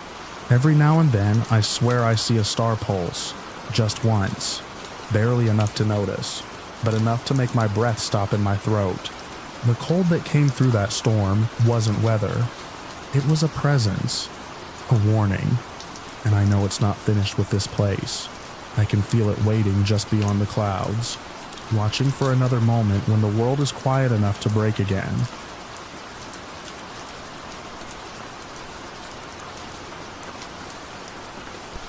I used to think the cabin only felt haunted because of who I had lost there. I spent most of my winters alone after that, working through old journals and boxes of keepsakes I couldn't bring myself to throw away. Grief settles differently in familiar places. It seeps into the seams of the wood, the smell of the blankets, the way snow piles against the window panes. I came back every year because leaving felt like abandoning the memories that still anchored me. I told myself the quiet was good for me. I told myself the isolation helped. And for a long time that was almost true. The night it began. The storm had been steady since dusk. Snow drifted across the porch in slow, rippling waves, and the wind moved through the tray line with a low, constant hum.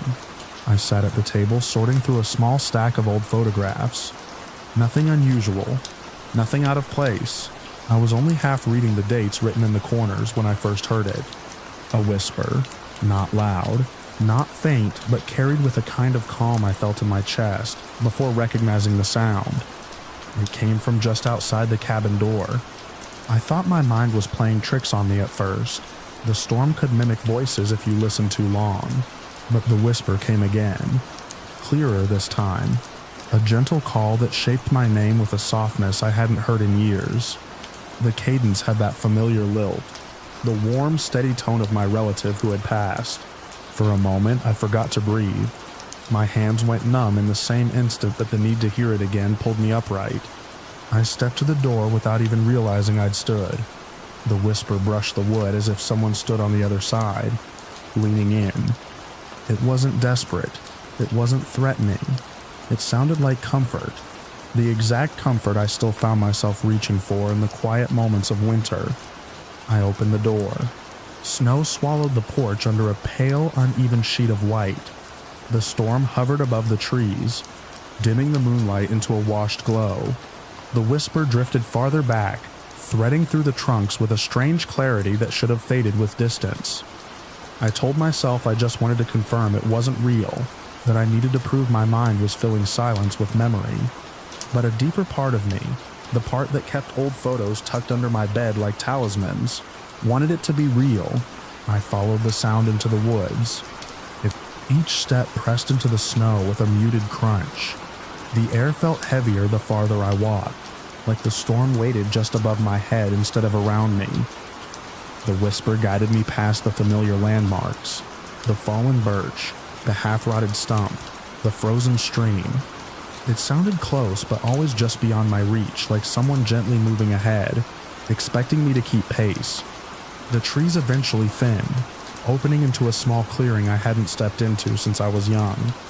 Moonlight struck the snow in a long blue sheen. At the far edge, a figure stood motionless. My breath faltered. Even from a distance, I recognized the shape, the slope of the shoulders, the way the head tilted slightly left, the posture so specific I felt a sharp ache in my chest. Every detail echoed the person I had lost. I moved toward them slowly, afraid that a single sudden motion would break the moment. The figure didn't shift, didn't breathe, didn't acknowledge me. It simply stood at the border of the clearing, staring ahead, not at me, but through me. or through something only it could see. I reached a few feet away before noticing that the wind had died. The snow didn't fall. The branches above hung unnaturally still, like the entire clearing had been trapped in a held breath. My heartbeat grew loud in the quiet. I lifted a hand, inching toward the figure's shoulder, wanting to feel warmth, wanting to confirm the impossible. Just before my fingers met their coat sleeve, the silence collapsed. An inhuman laugh ruptured the frozen stillness, sharp, low, twisting in tone as if forcing its way through a throat that wasn't built to make it. The sound came from everywhere and nowhere.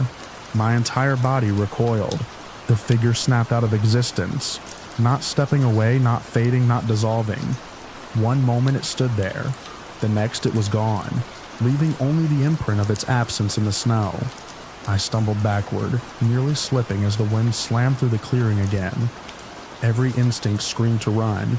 The whisper returned, but now it was wrong, stretched, thin, mimicking a voice it no longer understood. It lured rather than soothed. And for the first time, I realized it had been luring me from the beginning. I turned and ran. Branches scraped my coat as I pushed through the woods. The storm felt alive around me, shoving at my sides, tugging at my hood, threading icy needles across my cheeks. Every time I thought the cabin should be close, the trees looked unfamiliar. I kept glancing over my shoulder even though I couldn't see anything through the shifting dark. I couldn't shake the sense that something followed a few steps behind, moving with deliberate patience, brushing against the quiet without disturbing it. When the cabin porch finally emerged from the trees, I didn't slow down. I yanked the door shut behind me and locked it, even though I knew a lock meant nothing against something like that. Snow dissolved from my boots, leaving small puddles on the floorboards. My breath fogged in the cold air. The lamp on the table flickered weakly as if straining to stay lit. I tried to steady myself, tried to convince my nerves that shock could twist any memory into something monstrous. But the whisper seeped beneath my thoughts, curling through the corners of the cabin like a draft. It sounded like the relative I'd loved, coaxing, gentle, almost tender. I pressed my hands to my ears, but it didn't matter. The voice echoed from the walls, from the windows, from the spaces between each heartbeat. Something watched me. I couldn't see it, but the sensation pressed against my skin like a hand hovering just above my shoulder. Every room felt occupied. Shadows shifted in small, deliberate motions as if adjusting themselves to stand at angles. I couldn't see directly. I circled the cabin twice, checking locks, checking windows, checking corners, even though none of it eased the feeling of being observed. The whisper slipped through the cabin again, softer this time, trying to match the real voice it mimicked. Hearing it twist into mere familiarity made something deep in me curl inward. It reminded me of how grief could distort memory, how longing could fill the silence with ghosts. But this wasn't memory. It wasn't my mind replaying the past. It had intent, subtle, probing, patient. Throughout the night, the voice drifted from room to room. Sometimes it circled me slowly. Sometimes it hovered just behind the bedroom door. Once it sounded inches from my neck. Every time I turned, nothing stood there. Only the faint impression that something had just moved out of sight. Days passed like that. The storm outside shifted in waves, heavy then light, never fully lifting. I couldn't tell whether the entity was trying to coax me back into the woods, or simply waiting for me to stop resisting. I slept in brief bursts. I kept the lamps burning until I felt sick from the dry heat. Even the photos on the table seemed to watch me differently, as if the past itself bent under the entity's attention. Sometimes I heard footsteps in the snow outside, slow, measured pacing from one end of the cabin wall to the other. When I checked, the prints disappeared as soon as I opened the door. Other nights I caught glimpses through the window. A figure standing at the tray line exactly where the clearing would begin, just still enough that I questioned if I'd imagined the movement. The whisper never stopped. It threaded through my grief, tugging at the weakest parts. It told me that stepping outside would ease the weight in my chest. It promised comfort in a tone shaped from someone who once gave me real warmth. But beneath every familiar inflection lurked something colder, hungrier. I still don't know whether it wants me to follow or simply wants me afraid. Maybe the two are the same. The woods stretch out behind the cabin like an endless open mouth, waiting for me to make a mistake. And some nights, when the storm quiets and the voice softens into the perfect echo of who I lost, I feel myself leaning toward the door without meaning to. I stand there listening, hand hovering over the latch, wondering if deep grief can make the living easy to lead astray. The entity knows that. It has known it from the beginning. I can feel it watching me now, the same steady presence I sensed in the clearing. It never left.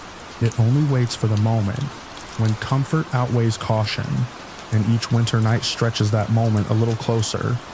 I don't know how long I can keep resisting the voice that sounds exactly like the person I most want to hear again. But I know this much. The thing in the woods is patient, and it knows the path from the cabin to the clearing better than I do. One night, it will call, and I won't be strong enough to question the sound. I'll step into the snow, following the whisper through the trees just like before.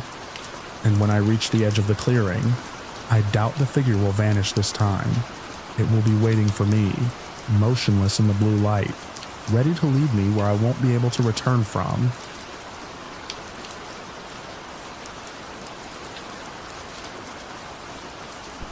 I'd come out to the mountains because I thought distance would help. Space, quiet. A few days where my thoughts could stop grinding against each other long enough for me to breathe without feeling like something was sitting on my chest. I wasn't staying in the cabin much this time, only using it for sleep, and spent most of my hours walking the forest trails to clear my head. Fresh snow had fallen overnight, soft and clean, the kind that settles evenly and leaves the world looking newly made. I stepped out just after dawn, hoping the cold air would scrape the restlessness out of me. The trail behind the cabin ran straight for a long stretch before breaking into a network of narrow paths between old pines and twisted birches. That morning, the only tracks on the ground should have been mine. They weren't. A few minutes in, I noticed them cutting across the trail ahead of me, a series of prints I didn't recognize. At first, I thought they belonged to a deer or maybe a large dog, something wandering close after the storm. But when I crouched to look, my breath caught in my throat. They weren't animal tracks. They weren't human either. The footprints were too clean, too sharply defined.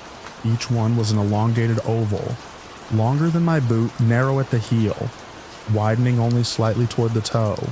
They looked like impressions made by something walking with deliberate care. Each print the same depth, the same distance apart, the same perfect line through the snow. No drag marks, no scuffing, no variance in stride. They led off the main path into trees so old the branches seemed to bend under their own memories. I should have turned back. The smart part of me knew that, but solitude mixes strangely with strain. When the world has been pressing on you for months, the first sign of something impossible can pull you forward before you understand what you're doing. I followed the prints, and followed the prints. I followed the prints Bayodzi. The forest thickened quickly. The farther I went, the quieter the world became. Even the wind seemed to avoid that stretch of woods. Snow clung to the branches in heavy sheets that didn't fall, even when the trees creaked under the cold. The prints ahead of me looked fresh, untouched by drifting powder. They led me to a clearing I'd never seen before, though I'd walked those woods for years. It was a circular space, ringed by tall, ancient trees, their limbs tangled overhead like a woven ceiling.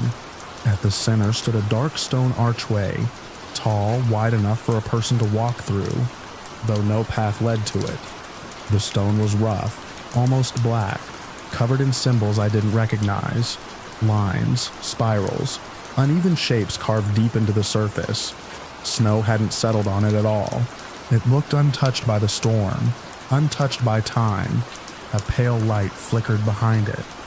Not fire, not a reflection, something softer, colder, like moonlight filtering through water, shifting in slow pulses that didn't match any natural rhythm. The air around the archway felt heavy, thick in a way that made breathing feel like a conscious effort. I stepped closer. The prints ended at the base of the arch. They didn't continue through. They simply stopped, as if whatever made them had vanished. The moment it reached the stone, my pulse hammered in my ears. The light pulsed too, faint and steady, washing over the clearing in waves. I lifted a hand without thinking, just to feel the stone, to prove to myself it was real. When my fingers brushed the surface, something cracked through the air. A shock hit me.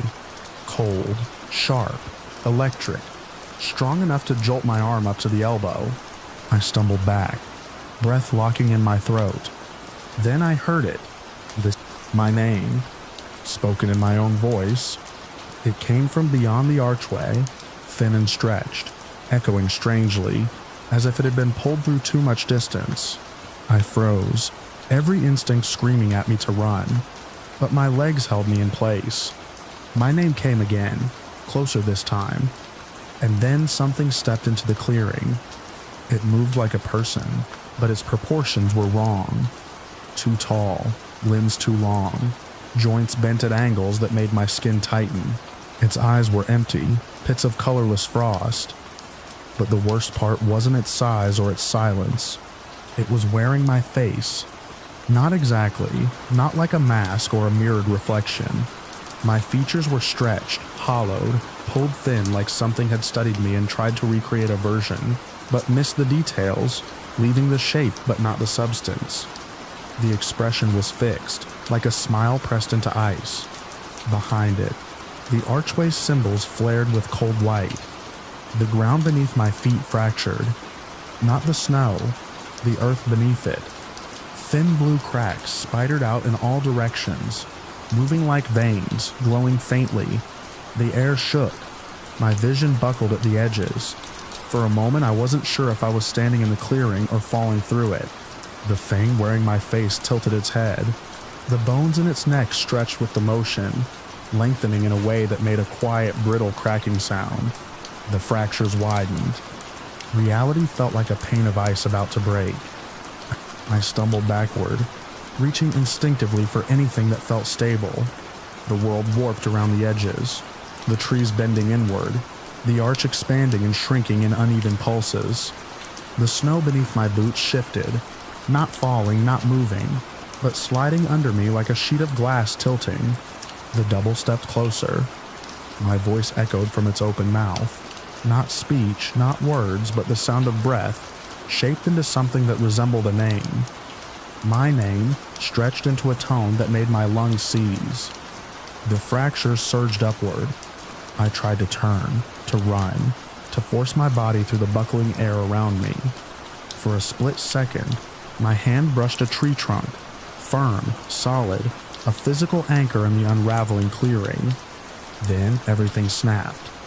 The ground collapsed beneath me, the sky folded inward, the cold hit hard enough to tear the breath from my chest, and the world shattered into a silent white nothing.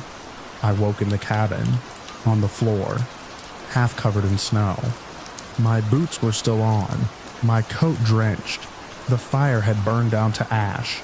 Hours had passed, or maybe more. My head felt heavy, thick with pressure, like I'd been underwater for too long. I didn't remember walking back. I didn't remember leaving the clearing at all. But I remembered the voice, the fractures, the face that wasn't mine but looked like it had tried to be. I remembered the cold weight in the air as it stepped toward me, and I remembered the final moment, that silent collapse right before everything went black. For days after, I tried to tell myself it had been a dream brought on by exhaustion and cold, but whenever I stepped outside the cabin, I felt watched. The forest trails looked normal, but the snow never settled right on the path leading toward the clearing. Some mornings I'd find a single elongated footprint pressed into the fresh powder near the tree line. Just one. Never two. Never a trail. A reminder. A whisper in the snow that the thing I saw didn't vanish when the world snapped back into place. It's still out there. Still wearing my face. Still waiting for the moment when I go back into those trees alone. When the air grows too quiet and the sky feels like it's holding its breath, ready to fracture again.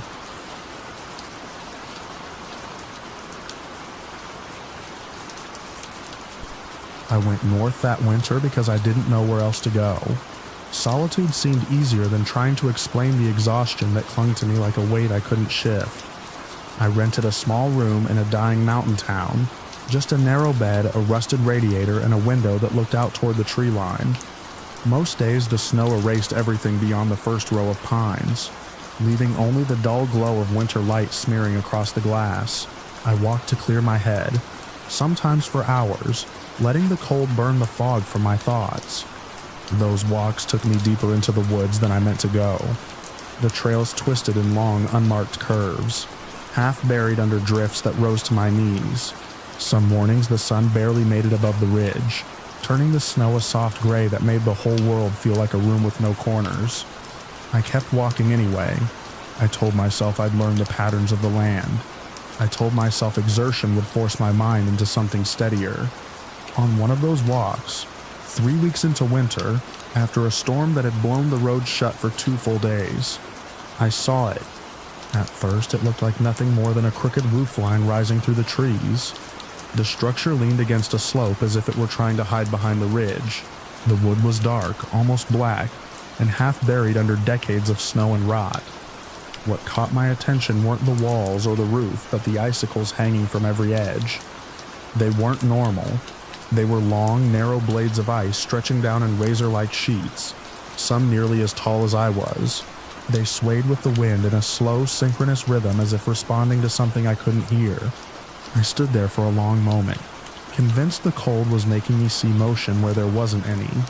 But the icicles shifted again, a faint shiver that rippled through the whole row. I took a step closer. The air around the place felt sharper than the rest of the forest. I could taste it. Thin, metallic, colder than winter had any right to be.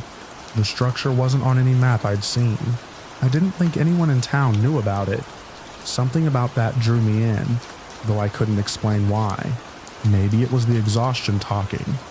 My mind aching for something to break the monotony, even something unsettling.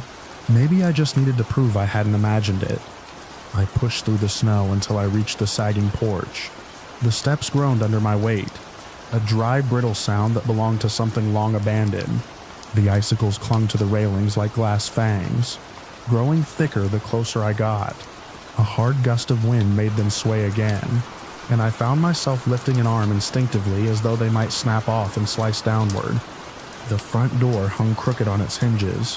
When I nudged it open, the cold inside hit me harder than the cold outside, as if the structure didn't retain heat at all. Dust hung in the air in thin, pale sheets. The floorboards felt uneven beneath the snow that had blown in over the years. I stepped inside only a few feet, just enough to see the outline of a stairway climbing into darkness. Something in me whispered to leave right then. The silence had a weight to it that didn't belong to an empty building, but I'd been alone for weeks, and isolation has a way of making you ignore your own instincts. I walked a little farther. A faint creak sounded from above, like a footstep shifting on old boards. I stopped in the middle of the room and listened. Another sound followed. Not another step, but something lighter, almost like a breath sliding down the walls. I tried to steady my pulse, telling myself the wind could pass through unseen gaps anywhere in the structure. Then a voice echoed from the second floor. Leave. It wasn't loud. It wasn't shouted. It moved through the air in a low, drifting murmur that sounded like it had been caught inside the walls for years before finally slipping out. The sound came from everywhere and nowhere. Upstairs, behind me, inside my ears. Leave. My whole body locked. I didn't breathe. I didn't move. I didn't even look toward the stairs. I just stood there, waiting for something else to follow. When nothing did, I backed toward the door, keeping my eyes on that narrow strip of darkness above the landing. But before I reached the threshold, I noticed something through the broken front window. The icicles had multiplied. Where there had been a row of thin, glassy daggers, now there were clusters, hundreds of them stretching downward like a cage that hadn't been there minutes earlier. They grew as I watched, lengthening with the wind, twisting like living spines of ice. Several pushed inward, piercing the outer walls with splintering cracks that echoed through the structure. I stumbled backward toward the center of the room. The darkness around me thickened. The corners of the building felt deeper than they should have been, as if they were receding, pulling away from the lantern light that filtered through the broken window. A shadow moved across the far wall, tall, twisted, bending in angles no human form could manage. I told myself it was the wind again, or a trick of nerves, but something in the movement didn't match any pattern I recognized. It had purpose, slow and deliberate, like something bracing itself before stepping forward.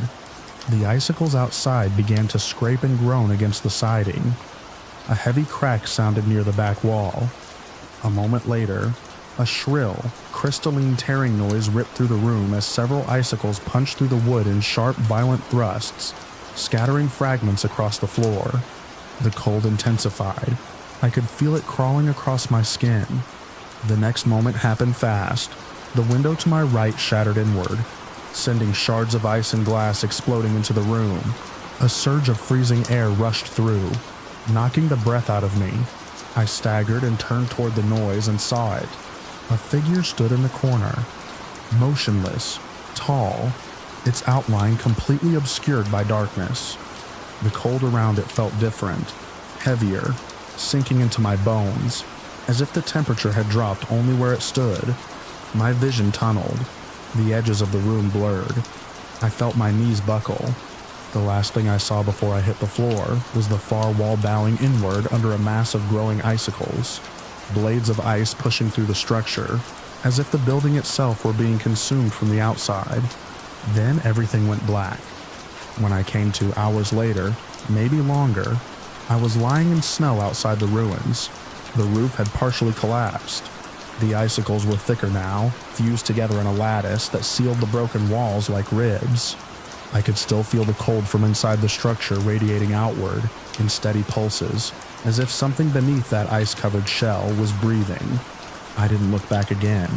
I pushed myself up, shaking from more than the cold, and began the long walk through the woods, trying to put as much distance as I could between me and that place.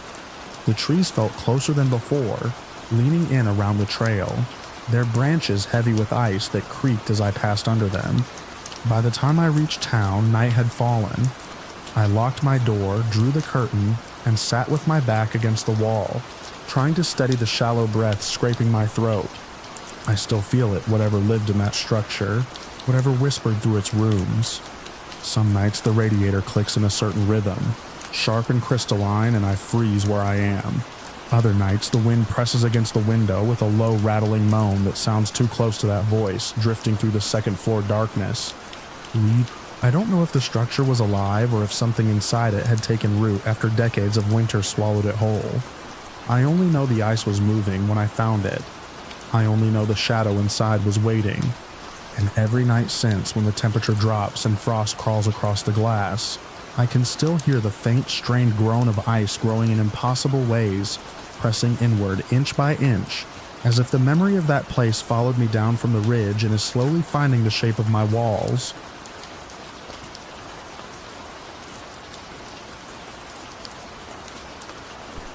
I came to the cabin that winter because I needed the kind of quiet you can feel in your ribs, the kind that strips the noise out of your thoughts until only the essential pieces remain. The place sat alone on a gentle rise above a frozen lake, its roof heavy with old snow, its porch bowed slightly from years of storms pushing against it. I'd been coming here since I was young, first with family, later alone, and eventually with the understanding that solitude wasn't something I feared anymore. It was something I sought. The first days passed in long stretches of stillness. I walked the perimeter of the woods, sketched the frost patterns on the windows, listened to the way the wind climbed the slope at night. The snow had settled deep that season, layers of packed white absorbing every sound except the occasional grunt of shifting ice beneath the lake. That was normal. That was familiar. What wasn't familiar started one evening, just after dusk. I'd stepped outside with a mug of coffee, watching steam coil into the sharp air. The moon hadn't cleared the ridge yet, so the night was thick, muffled, almost metallic in its quiet. I turned to go back inside when I heard it. Faint, low, and wrong. A creaking sound. Not wood, not ice. something underneath the snowpack, bending under weight or pressure. It reminded me of an old hinge straining to move after years of rust. I froze, listening harder. The sound came again, a hollow groan that traveled through the ground and a thin vibration I felt in my heels. Curiosity pushed me a few steps forward. I shouldn't have gone looking for it. Anyone sensible would have stayed on the cleared path, but the crackle of questions in my skull always grew louder when I was alone, and solitude made even the smallest anomaly feel like an invitation. I knelt near where the sound seemed strongest. At first, nothing looked unusual. Just snow drifted into soft mounds, the wind brushing loose flakes into tiny spirals. But as I brushed aside a handful of crusted powder, I saw it. A crack. Narrow, jagged, too clean-edged to be natural. The snow around it had slumped slightly inward, revealing a thin line of darkness beneath. The creaking grew louder for a heartbeat, then stopped the moment I leaned closer. I should have gone back inside. The crack widened. No sound accompanied the movement. The snow simply pulled apart as if something beneath pressed upward. My breath caught as a shape broke the surface. A pale skeletal hand thrusting up through the white. It clawed blindly, fingers long and narrow, joints sharp as carved bone. Frost clung to it in a thick layer, catching what little light there was and scattering it into dull glints. For a full second, I couldn't move. The hand flexed once, then dragged its knuckles through the snow with a scraping whisper that slid under my skin. The ground shifted again. Something massive pressed upward, dragging the rest of its form behind the hand. What emerged wasn't anything I could categorize. It rose hunched and towering, its back bowed beneath slabs of frozen buildup that looked like layers of packed winter clinging to its spine. Its limbs were too long, too thin, as if assembled in haste. Frost coated every surface of its body. Thick ridges along its shoulders, thin crystalline sheets dangling from its arms like torn cloth. The head lowered at first, lifted with a slow grinding motion that reminded me of two stones resisting one another. Its face held no features I could read, indentations where eyes should have been, a mouth that seemed frozen shut, or simply never meant to open. Yet somehow, it turned its attention toward me. Not sight, but awareness. A cold pressure that pinned me where I stood. The wind died. The trees stilled. The world around us emptied of everything except breath and fear. The thing leaned forward, frost cracking along its torso. When it spoke, the voice didn't come from its mouth. It came from everywhere at once, vibrating through the snow and air and into my bones. A single word. Leave. The sound didn't echo. It sank, dull and heavy like something dropped into deep water. Before I could react, the figure angled back, folding into itself. It withdrew with slow, deliberate movements, sinking into the crack as though the snow welcomed it home. The hand slid beneath the surface last, its fingers curling briefly around the edge, before vanishing into the cold black. Silence followed. Absolute silence. Then the scraping started, a faint rhythmic drag moving beneath the snowpack, circling the perimeter of the cabin as I backed away. Each step I took toward the porch made my pulse climb higher until I could hear it against my ears. The scraping stayed close enough for me to track its path, but it never broke the surface. It followed me until I slammed the cabin door shut and locked it, though I knew the lock offered nothing against something that moved through earth as easily as breath. For hours I sat at the table listening. The noises outside were soft, inconsistent, scraping, shifting, the faint creak of snow bowing under unseen weight. Every so often, the cabin shuddered as if something leaned its weight against the outer wall. The lamps flickered, guttered, then steadied again. I waited for the voice to return. I waited for another word, another warning. But the entity didn't speak again. It just lingered. Days passed in a strange rhythm. Some mornings the woods were untouched, the snow smooth as unbroken parchment. Other mornings showed long, shallow depressions tracing slow arcs near the tray line. I walked as lightly as possible, always listening. The creaking beneath the surface sometimes followed me. even when I tried convincing myself it was the ice shifting with the cold. But ice didn't move with intention. Ice didn't pause when I paused. Ice didn't wait. Yet, I considered leaving, but the nearest road was buried deep under drifts and the path out wound past the very spot where the ground had opened. I wasn't sure if it watched that area specifically, or if the entire forest was its territory. All I knew was that stepping outside each day felt like negotiating a truce. Night was worse. The scraping traveled under the snow in long, patient sweeps, circling or drifting closer before fading away. Once, just before dawn, I woke to the unmistakable sound of something brushing the underside of the cabin floorboards. Not knocking, not pushing, just touching. Mapping, maybe. I didn't sleep after that. By the end of the second week, my nerves were frayed enough that even the wind felt like breath against the windows. I kept the lamps burning to push back the sense of pressure outside. My solitude, once comforting, now felt like a trap built out of my own preferences. It took me several days to gather the courage to leave. I packed quietly, trying not to imagine the entity listening through the snow. When I stepped onto the porch that final morning, the cold bit harder than usual. The sky hung the color of tarnished metal. The woods waited without movement. I walked slowly down the path toward the trail that wound to the main road. My boots sank deep into the soft layers, and each step sounded far too loud. I kept my eyes forward, even when the creaking began beneath me. Soft at first, then clearer. The scraping followed, a thin, deliberate drag just under the crusted surface, keeping pace with me, but it never broke through. Never rose. Never called. Maybe the warning had been enough. Maybe it wanted me gone more than it wanted to confront me again. Or maybe it understood that terror alone could guide a person exactly where it wanted them to go. When the cabin vanished behind a bend in the trail, the noises faded, the scraping dwindled to nothing. The creaking dissolved into the ordinary groans of winter settling around me. By the time I reached the distant road, the woods were silent again. I didn't look back. I've stayed away since. Though winter still carries reminders, certain low groans under heavy snow, certain soft drags across frozen ground, certain moments when silence feels too absolute to be natural. Sometimes I think I hear that single word again in the wind, along empty ridgelines, not spoken but suggested, shaped in the shift of air. Leave.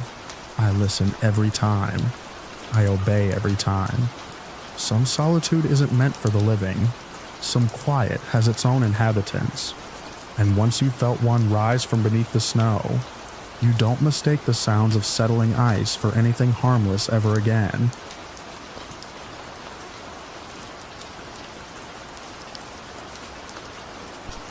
I went up to the cabin that winter because I needed distance from everything I kept trying not to think about.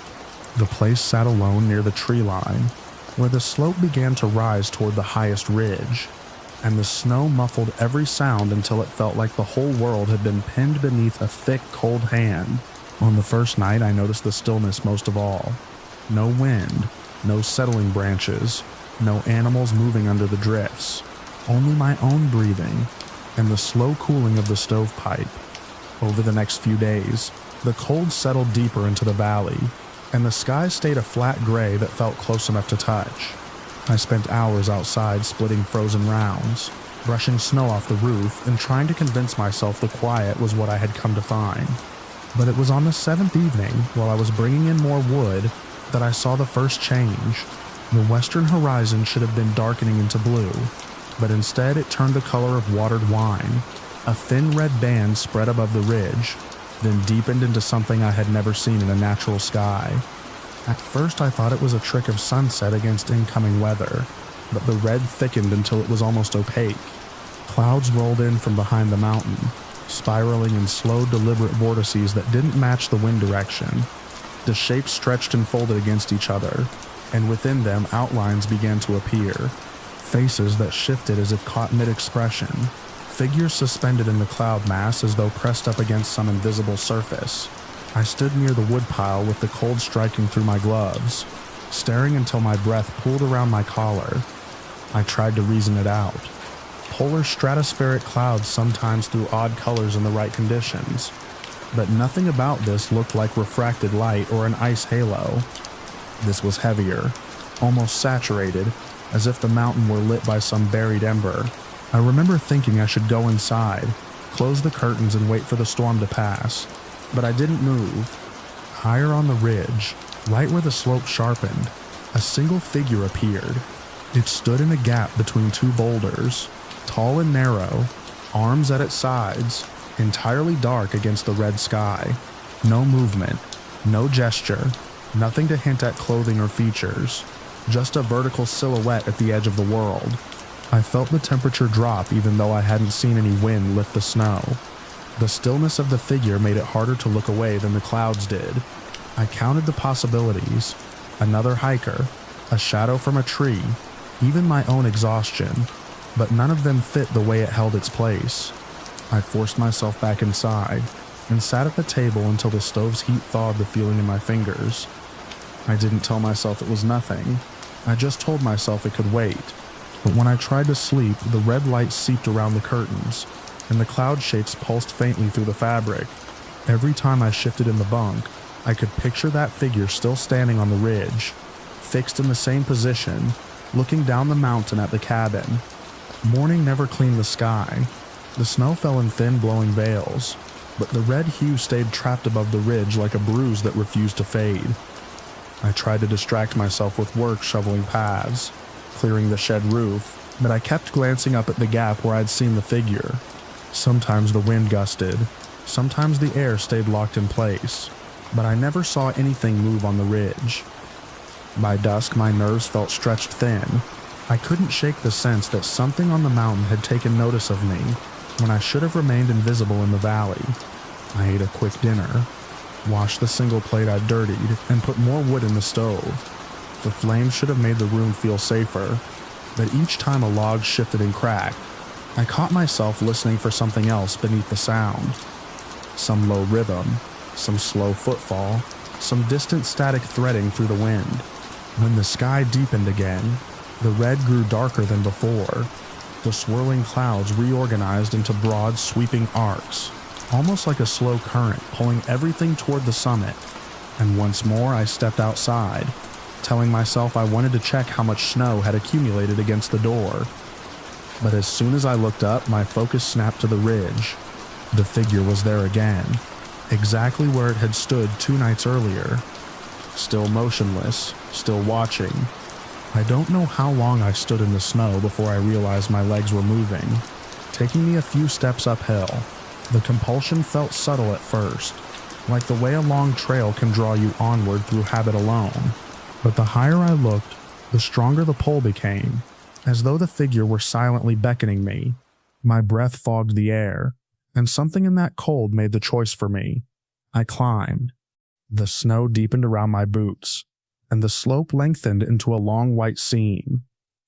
The sky churned overhead, the red clouds rotating above the ridge with slow, grinding determination. Halfway up the climb, I realized my heartbeat had settled into a steady rhythm. Not panicked, not hurried. It felt as if I had resigned myself to reaching the silhouette. The compulsion wasn't a shout but a pressure, drawing me closer with every step. By the time I reached the gap between the boulders, the sky stretched across the whole valley like burning glass. The figure was gone. Only the wind moved between the rocks. Snow drifted over the hollow where it had stood. I turned, scanning the slope behind me, searching for any sign that it had slipped down the ridge or stepped behind one of the outcroppings. Nothing. Then a voice came from the air near my left shoulder. It wasn't loud, but the depth of it made the ground feel thinner under my boots. It said my name with a slow exhale, almost testing the weight of the syllables. I spun around, expecting to see someone standing close behind me. The ridge was empty, only snow swirled in the disturbed air. The voice came again, quieter as if it seeped out from the rocks themselves. The sound pressed at my ears, urging me forward, deeper into the shadow of the ridge.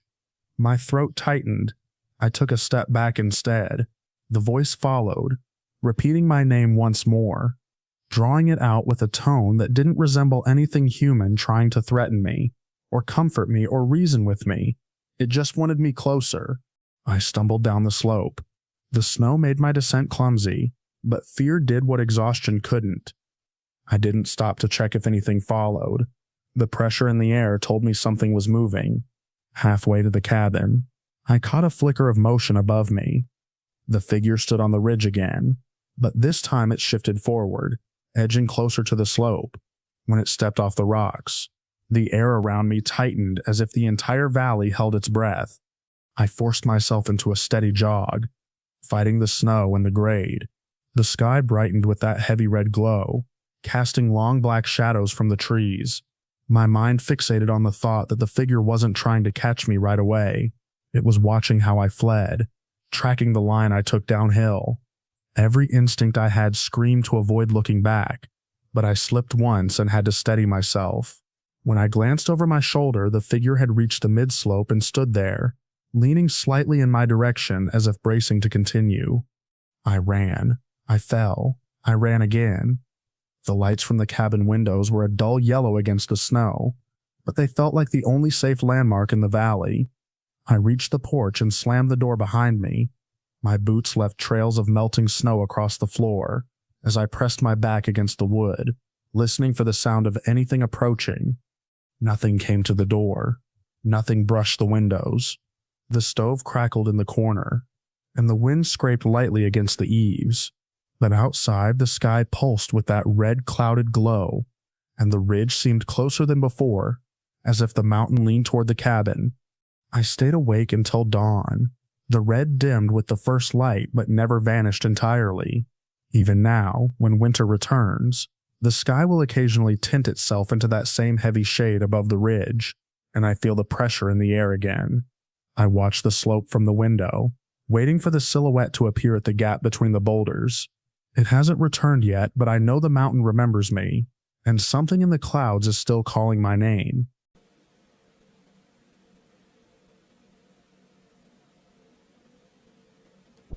I came out to the cabin that winter because I needed the kind of quiet that doesn't leave you room to pretend anymore. The place sat at the far edge of a forest where the tree line sloped down toward a frozen creek, and it had been empty long enough that the path to the porch was half swallowed by snowdrifts. I told myself the remoteness would help me breathe again. The truth was simpler. I wanted to be somewhere no one could reach me, somewhere I could hear my own thoughts without flinching. The first morning after I arrived, I stepped outside with a mug of burnt coffee and felt the cold settle into my lungs like a warning. That was when I saw something dark embedded in the snow beyond the porch steps. I thought it was bark or a scrap of trash. I knelt to pick it up and brushed off the powdery crust, and the surface beneath my glove crackled like old leaves. It was a photograph, curled at the edges, the paper soft from moisture. It looked as though it had been dropped moments earlier, yet the image inside had the faded, off-color look of something much older.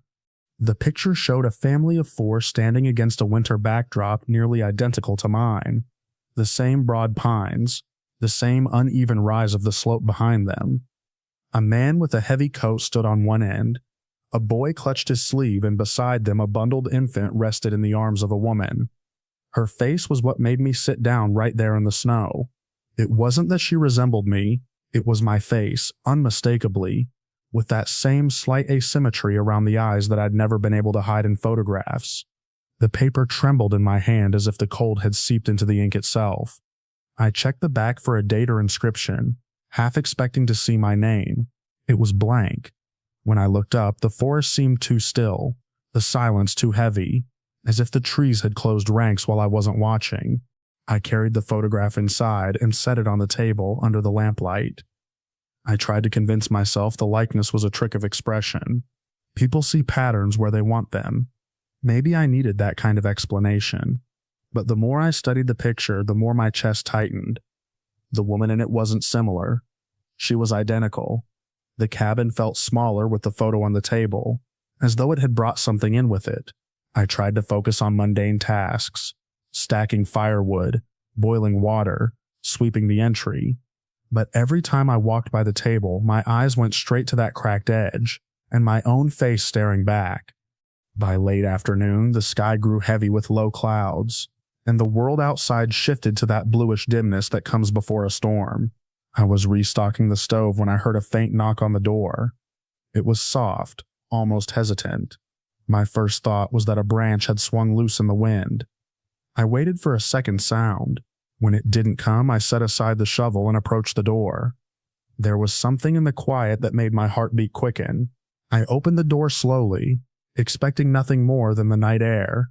The porch was empty. Snow drifted lazily in the half-light, settling on the railings. Then I looked down. In the fresh snow directly in front of the threshold was a single human footprint. Bare, perfectly formed, toes splayed slightly, as though the person had been standing there moments earlier. The edges were sharp, untouched by falling flakes. There were no leading tracks, no trail away, just that solitary mark. I stared at it until my eyes watered from the cold. A bare foot in this temperature meant injury, disorientation, or something else I couldn't bring myself to name. I stepped back inside and shut the door, feeling the weight of the wood between me and that print. I didn't open the door again until long after the wind erased the shape. That night, the storm pressed against the cabin in long, slow breaths. Snow slid off the roof in soft thumps, and the branches scraped the siding like someone dragging their fingers along it. I tried to sleep in the small bedroom at the back of the cabin, but my thoughts circled the photograph, the footprint, and the way the woods had seemed to draw tighter around the clearing. Just after midnight, as I lay awake staring at the ceiling, I heard my name whispered from somewhere outside. It wasn't a voice I recognized, but it carried the tone of someone trying to get my attention gently, as if coaxing me out to see something.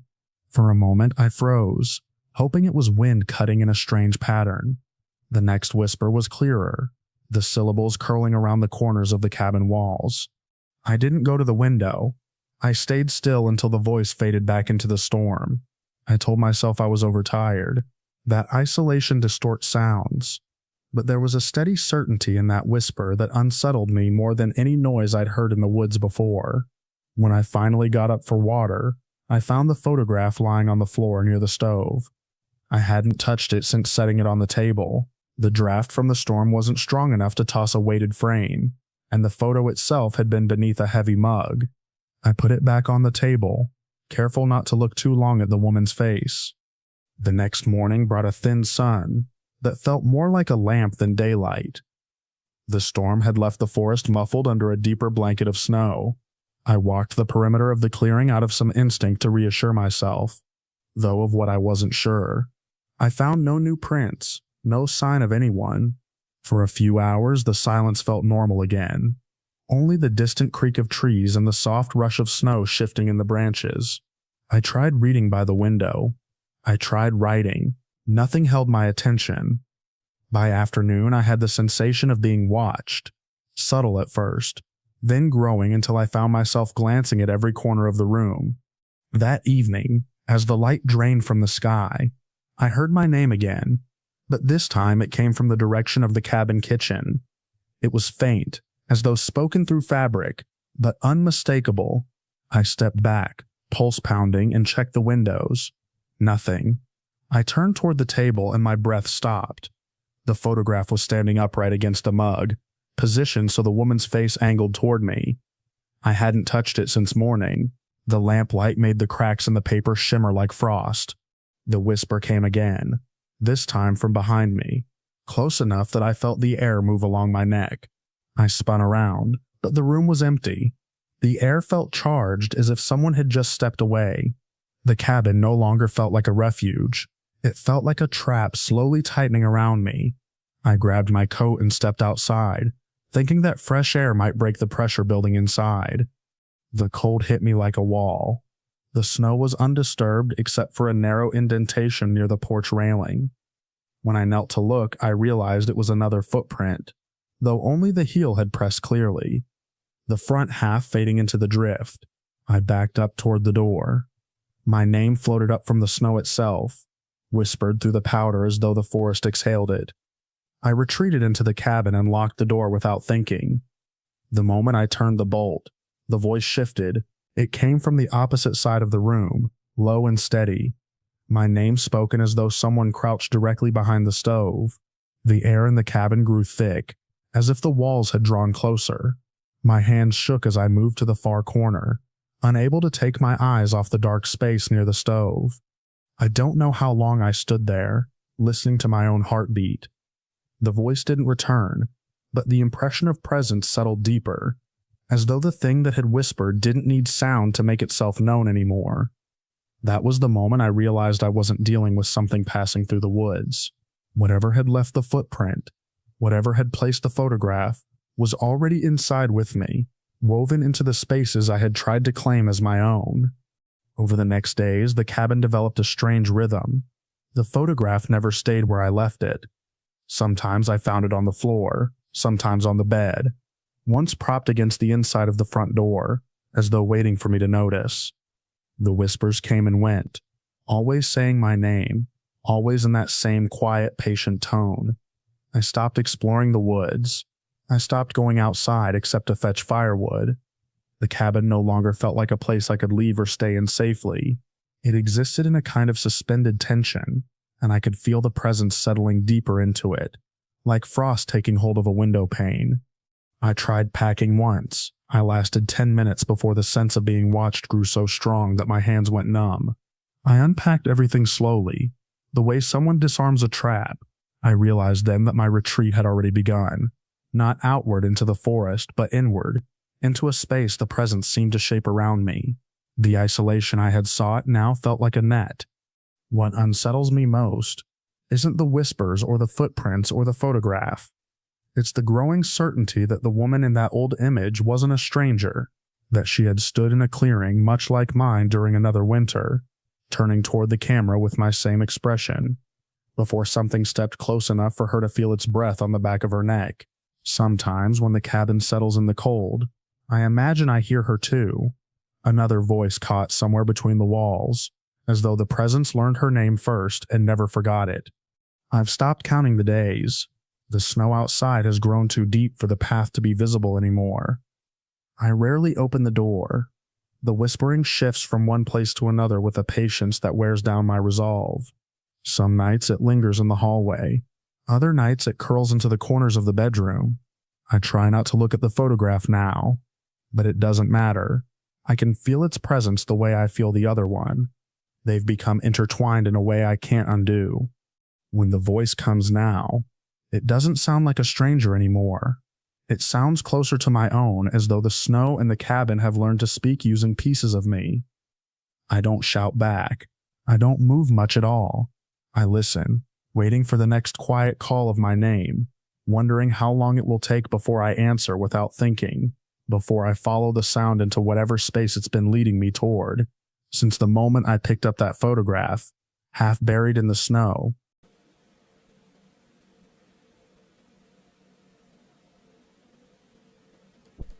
the last winter I trusted the snow was the one before my mother died. The year she was gone, winter stops were just measurements on a calendar, a way to carve the emptiness into seasons. The funeral in fall, the estate mess dragging into the first storms, and then finally the cabin. I told everyone I needed time alone to reset. That made it sound like a plan and not what it really was. Running away to the kind of silence where I could finally hear myself think, or not think at all. The cabin sat at the end of a narrow road that the county plow only touched when they remembered, surrounded by scrubby pines and drifts that grew into soft white walls. When I first pulled in, the snow looked clean, harmless, almost gentle. I stood on the porch and watched it fall, breathing the kind of cold that bites but doesn't quite hurt. And I remember thinking how peaceful it was, how simple it felt to be nowhere, with no one, and nothing left to do but wait out the weather. The storm that mattered didn't start loud. It crept in overnight, the wind thickening around the cabin like someone slowly turning up a static channel. The old windows shuddered in their frames.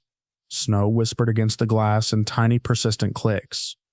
I slept badly, drifting in and out of shallow dreams where I walked behind someone on a street I didn't recognize, always just out of reach, their coat hem vanishing around corners before I could see their face.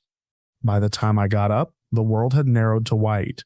The windows showed nothing beyond a blank churn, a wall of moving fog with occasional shadows where the trees should have been. I made coffee, watched it cool in my hands, and listened to the storm wrap around the house. The drifts had already swallowed the bottom of the door. Even the slight slope of the path up to the lane was gone. No edges, no landmarks, just the cabin and the thickening veil around it. I told myself it was perfect. Total isolation.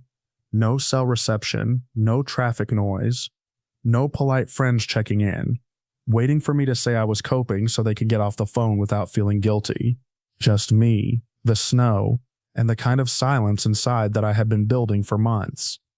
But as the hours stretched, the storm found ways to fill every gap. The wind got under the eaves and turned them into a low, droning instrument. Snow hissed through whatever cracks still existed in the old wood, leaving fine lines of powder on the sills.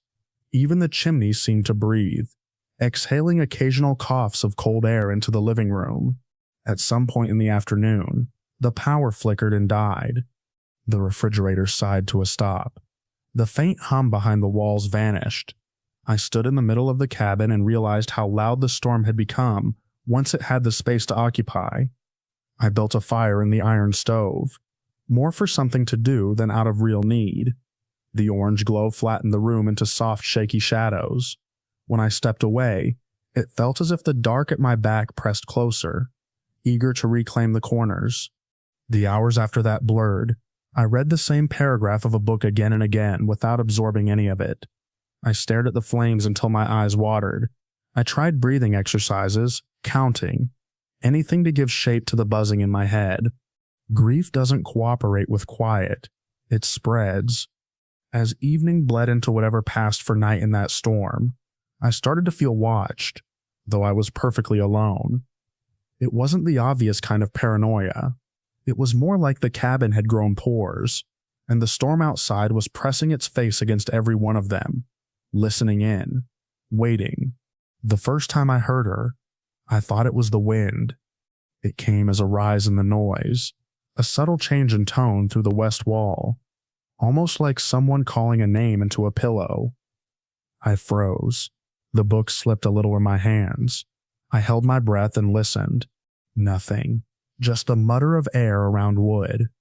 I told myself it was the house settling, old beams shifting, the mind filling the gaps with what it knew best.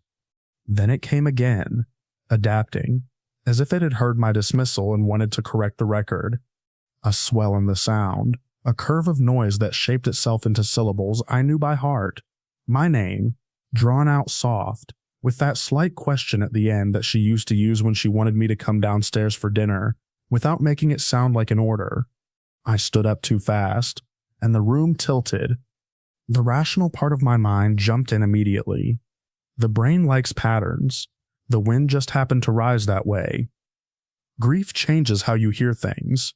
Besides, it couldn't be her. She had been gone long enough for the paperwork to be boring.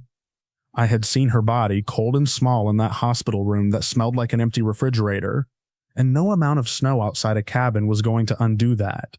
I told myself all of this, and yet I found myself moving toward the front door. By the time I realized I was halfway there, my hand was already reaching for the coat hook. The cabin wasn't cold. Not really.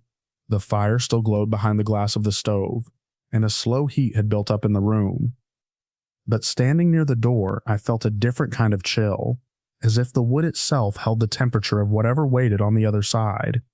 My fingers shook as I pulled on my boots. I told myself I just wanted to check the drifts, make sure the chimney wasn't getting buried, do something practical.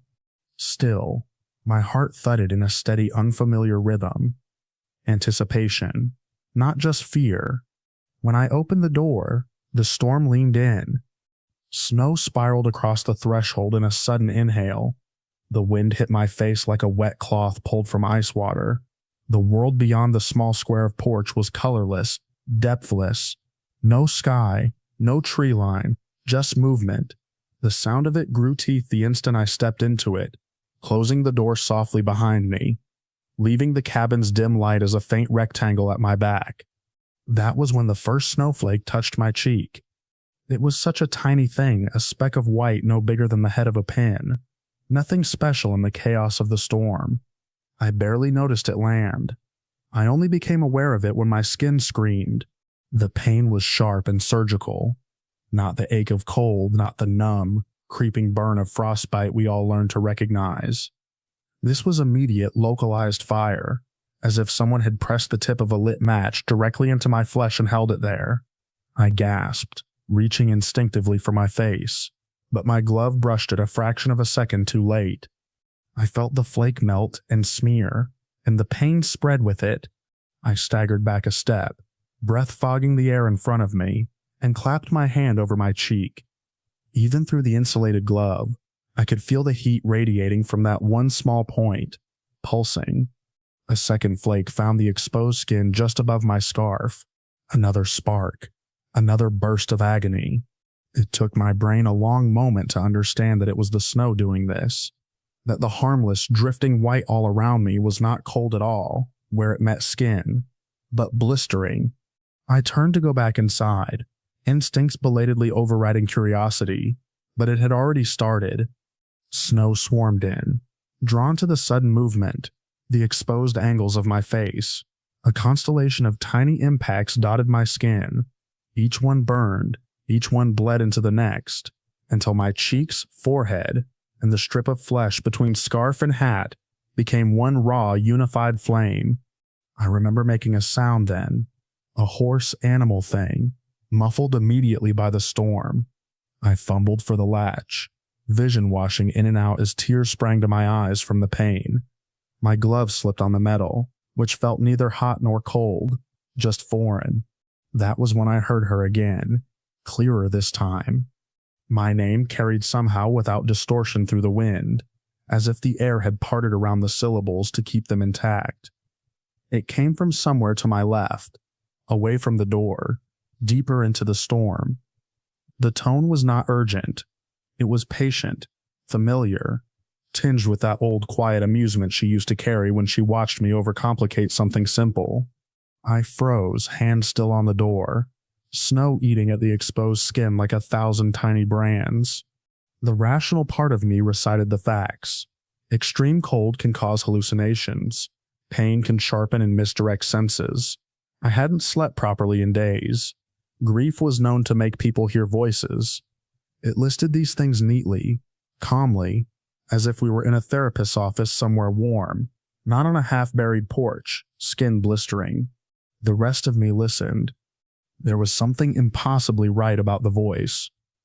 It wasn't just similar in pitch. It carried the exact cadence.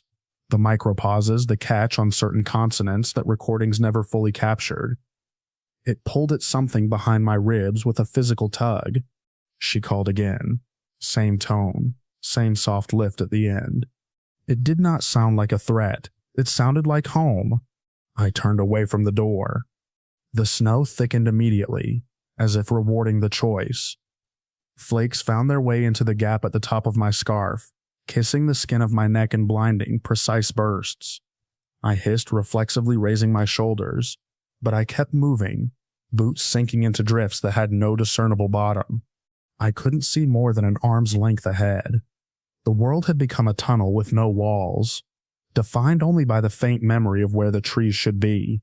The cabin vanished behind me in just a few steps, swallowed by the uniform white. I tried to keep a mental map, porch, 3 paces, the bent pine on the right, the edge of the clearing, but the storm rearranged distance. Each step felt both too long and too short. Somewhere in that shifting blank, the voice waited. Time lost meaning. It could have been minutes or an hour. All I know is that the pain became a constant presence, a red field behind my eyes. Wherever the snow found skin, it left behind a rawness that throbbed in time with my heartbeat. My cheeks felt tight, swollen, when I dared touch them with the edge of my glove. The texture was wrong, ridged and wet, like new burns. The instinct to flee, to hide, to get back inside, and bury myself under blankets, fought with every movement. It screamed at me with an intensity that should have sent me running, crawling, if I had to, back toward the dark square of the door. But the voice threaded through all of it, weaving itself into my steps. There's a kind of compulsion that doesn't feel like an order. It feels like inevitability, like gravity. Each time I hesitated, she called again. Never louder, never sharper, just present. Close, then far, then close again. Always just ahead. Always in the direction where the snow seemed to fall hardest. I stopped trying to reason with it. I just followed. At some point, I became aware that the burns were not just on my face anymore. Snow had found the thin line where my sleeve met my glove, the spot where my boot didn't perfectly meet my pant leg. Each new exposure became a doorway. Heat flared up my wrists, my ankles, racing under the skin in jagged lines. The layers of clothing trapped it against me, turned my own body into an oven. I pulled my scarf higher, knowing it wouldn't help. The storm seemed to enjoy the effort, found the smallest gap near my ear and slipped a few more flakes in, each one a needle of molten glass. And yet, beneath all of that, a different sensation, a strange spreading calm. The longer I walked, the more the immediate panic dissolved into something else. My thoughts slowed, aligning in unexpected patterns. I started to notice details I hadn't before. The way the snow around my boots didn't melt where it landed, remaining intact even as my skin beneath the layers screamed. The faint metallic tang in the air that was not quite ozone and not quite blood. The fact that despite the cold, my breath no longer made visible clouds when I exhaled. The environment had turned on me in a way that made no physical sense, and my body was too busy burning to properly register the impossibility. But some part of me cataloged it anyway, filed it under a new category. Rules no longer apply. I don't know how far I went. Eventually, I stumbled into a hollow where the wind eased for a moment. The snow here fell straight down, slow and deliberate, as if we were inside a globe that someone had gently shaken. The trees, vague shadows at the edges, leaned in but did not cross a certain invisible line. The ground under my boots leveled out. The voice was waiting there. It came from the center of that hollow, from everywhere and nowhere at once. My name, softer now, almost affectionate. The way she used to say it when I would come home late, and she'd been pretending not to worry. I turned slowly, trying to find a source, but there was only the falling snow and the formless, choking white. Something in me broke then, though not in the violent way I might have expected. It was more like a quiet rearrangement. The part of me that had been clinging to explanations let go. Grief, hypothermia, psychosis, supernatural interference. It all collapsed into the simple fact of the pain and the voice and the storm. I sank to my knees. The snow came at me eagerly, seeding itself into every fold of fabric, every weakness in my makeshift armor. It found my wrists, my neck, the line of my jaw. It found my lips when I gasped, and for one horrifying second I felt a flake land on the wet surface of my tongue, explode into a taste that was both scalding and strangely sweet, like overheated sugar. My skin felt as if it were peeling away in invisible strips. The air around me shimmered, whether from heat or from the limitations of my vision, I couldn't tell. I pressed my hands into the drifts, no longer trying to shield myself, and waited for whatever was going to happen next. The voice spoke again, and this time it wasn't my name.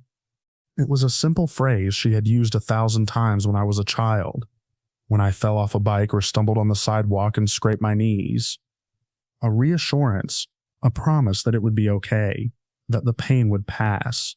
No reprimand, no anger, just that old unwavering certainty. Hearing it there, in that hollow of burning snow, was worse than any threat, because I wanted to believe it. I let the storm have me then, not in the sense of surrendering consciousness, not yet, but in the sense of time folded. At some point, I must have collapsed fully, because my next clear in that suspense. All this time it had called me out, further and further away from the cabin, away from heat and shelter and whatever passed for safety, but it had never expressed any desire to return, to lead me back to the door. It only wanted me here, in this hollow beneath this impossible storm. Even in that thought there was no accusation, just recognition. I don't know how I got back. I must have blacked out, because the next thing I remember is the weight of blankets, the smell of smoke and half-burned wood, and the muffled, ordinary quiet of the cabin's interior. The storm's roar had retreated to a dull hum beyond the walls. My skin felt too large for my body. When I tried to move, a sheet of pain rolled over me in a slow, deliberate wave. My face throbbed. My arms and legs pulsed in hot, jagged lines. When I forced myself to lift one hand, I found bandages, neatly wrapped, crisscrossing my palms, my wrists, my jaw. Someone had tended to me. Someone had cut away the ruined clothing, cleaned the burns, and swaddled the damage in gauze. For a moment, I allowed myself the thought that it had been her, and then I pushed that away with a force that surprised me. A neighbor from down the road, as it turned out, one of the few people who still lived in that county year-round. He'd seen the light from my windows flicker strangely during the storm, and thinking the chimney might be blocked, had come to check once the wind eased. He found me on the porch, half buried in fresh snow, burned in places that did not make sense for exposure, babbling nonsense about the heat. He told me all this later, his eyes sliding away whenever I tried to press for details. At the hospital, they called it a bizarre case of cold burns, some combination of extreme temperature, moisture, and wind. They pointed to frostnip and frostbite charts, though what marked my skin didn't quite match. The patches were too clean-edged, too uniform, more like contact burns from a hot surface than the irregular modeling they were used to. They couldn't explain the ones under my layers either, the neat bands around my wrists and ankles where only a few stray flakes could have possibly slipped in. They did what they could. Skin grafts here and there, ointments, painkillers. They wrapped me up like a patient in any other ward, and discharged me once I could move without wincing at every step. I went back to the city, back to the kind of noise that never fully stopped, even at night. I told almost no one what had happened, and when I did, I edited heavily. The storm became a bad blizzard, the burns became frostbite, the voice stayed between me and the four thin walls of my memory. On paper, the event was simple: environmental exposure and injury during a winter storm. A cautionary tale about respecting severe weather, something you could fold into a public safety brochure. In practice, it was something else. Because the snow had not behaved like snow. It had behaved like a thing that knew where I was vulnerable, and the voice had known precisely which wound to press to get me to step into it. I still catch myself wondering, late at night, what would have happened if I had ignored it? If I had locked the door, drawn the curtains, built up the fire until the stove glowed white, and let the storm do whatever it wanted outside while I stayed in my small pool of human heat. Would the voice have faded? Would it have turned cruel, frustrated, something less like my mother and more like the thing that was actually speaking? Or would the snow have found another way in? I don't go back to the cabin. I sold it that spring, even before the bandages came off. The new owner sent me a cheerful email once, thanking me for the cozy winter retreat. They mentioned how beautiful the snow was out there in January, how quiet, how perfect for getting away from everything. I started to write a reply, to warn them, and stopped. The cursor blinked in the empty window for a long time before I closed it. Most days I can convince myself that what happened to me was some freak combination of weather and grief, a one-time event that will never repeat, a convergence, a personal hallucination with physical side effects. But there are moments when that certainty slips. Like last week, standing at a bus stop as the first flakes of the season started to fall. The city around me was its usual gray, impatient self. Cars hissed past. People hunched into their coats and checked their phones. The snow that drifted down was wetter, heavier than the powder at the cabin, melting as soon as it touched concrete. I held out my hand. A single flake landed on the back of it, on the thin pink scar that curves from my thumb toward my wrist like an old unfinished line of writing. It should have been cold. It should have vanished at once. Instead, for a heartbeat so short I could have imagined it, I felt that familiar, precise sting, like the point of a needle heated in a flame. I pulled my hand back into my sleeve, tucked it against my chest, and stared up at the sky, at the low, unremarkable clouds shedding their harmless weight on the city. Somewhere behind the thick glass of the bus shelter, traffic reports crackled through a speaker. The announcer mentioned a major winter event moving in over the next few days. They urged listeners to stay indoors if possible, to avoid unnecessary travel, to respect the warnings. I listened, calm and still, as the snow settled in quiet patterns around my boots, and tried not to hear the faint, almost familiar shape of my name in the wind that curled between the buildings.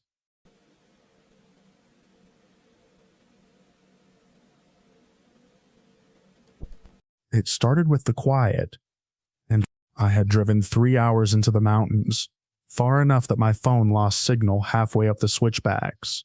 That was the idea. Cut out the world, finish the writing. I hadn't been able to focus on for months. The cabin was old, half forgotten, perched at the edge of a clearing where snow gathered in deep drifts between the trees. No neighbors, no roads plowed after a storm. Just me, my gear, and silence. The first night, the wind pushed against the windows like it wanted in. I read by lantern light, listened to the stove groan and tick as the fire settled. Nothing strange. Not until the third night. That evening, the snow hadn't stopped since dawn. I stepped out to bring in firewood and paused. Just for a second, out beyond the clearing, near the tree line, something vertical stood still against the falling snow. Tall, unnaturally so.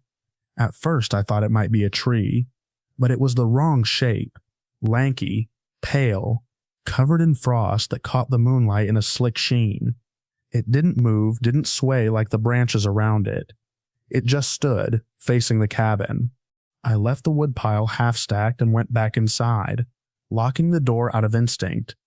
Maybe I was seeing things, but the next morning when I went out again, I found the footprints. They were wrong, irregular, too long and narrow, like someone dragging half-frozen limbs. They led from the forest to the window beside my bed. They stopped there. I didn't sleep that night. Every gust of wind made me tense. The next evening, just before dark, I looked through the front window and nearly dropped my coffee. It was there again, closer now, standing directly in front of the cabin. The frost on its body seemed thicker, its head tilted unnaturally, too far to one side, and I swear its eyes were wide open, unblinking, fixed on the glass. It didn't move until I turned away. That voice came next. Not from outside. Somehow it came through the walls, thin and crisp and dry like snow scraping on ice. It spoke slowly, dragging each syllable. "Let me in. I'm so cold." I didn't answer. I sat in the farthest corner of the room, flashlight in one hand, axe in the other. It called again. Always the same words, always from the same direction. Around midnight, the wind howled louder than ever before, and I thought I heard the door creak. Not like it was opening, like something was testing it. The next morning, I found frost on the inside of the glass, just around the latch. I made the mistake of staying another day. When I saw it the next night, its limbs stretched long and low, spine bent like a hinge. I realized I'd made a serious error. The thing didn't need the door. It could get in. It waited until I fell asleep, I think, because I woke to footsteps inside the cabin. Slow, wet. The air was freezing, colder than it had ever been. Even with the stove burning, I didn't look. I just grabbed my boots, my coat, and ran out the back, through knee-deep snow, down the narrow trail toward town. I don't know how long I ran. My lungs burned, and I could feel my legs going numb, but I didn't stop until I saw headlights. A truck driver pulled over. He asked if I was okay, but I couldn't answer. I just pointed back toward the woods. He took me to a shelter in a nearby town. I didn't talk much, but I told someone about the cabin, about what I saw. They didn't believe me. When I went to shower that night, I noticed the mirror was fogged over, except for one spot. Something had written in the condensation. 3 words, each one sharp-edged and crystalline, like they'd been scratched in with an icicle. "I found you." There was frost along the tile by the door. That was 2 weeks ago. I haven't gone back. But yesterday when I stepped outside my apartment, There were footprints in the snow that didn't match mine. They stopped by my window and disappeared into the alley. It's warmer here. The snow melts quickly, but this morning the inside of my window was cold to the touch.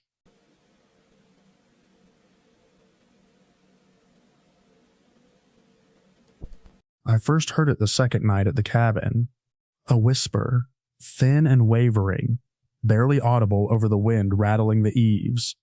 It was faint, almost imagined, just the soft hush of my name, drawn out like breath against glass.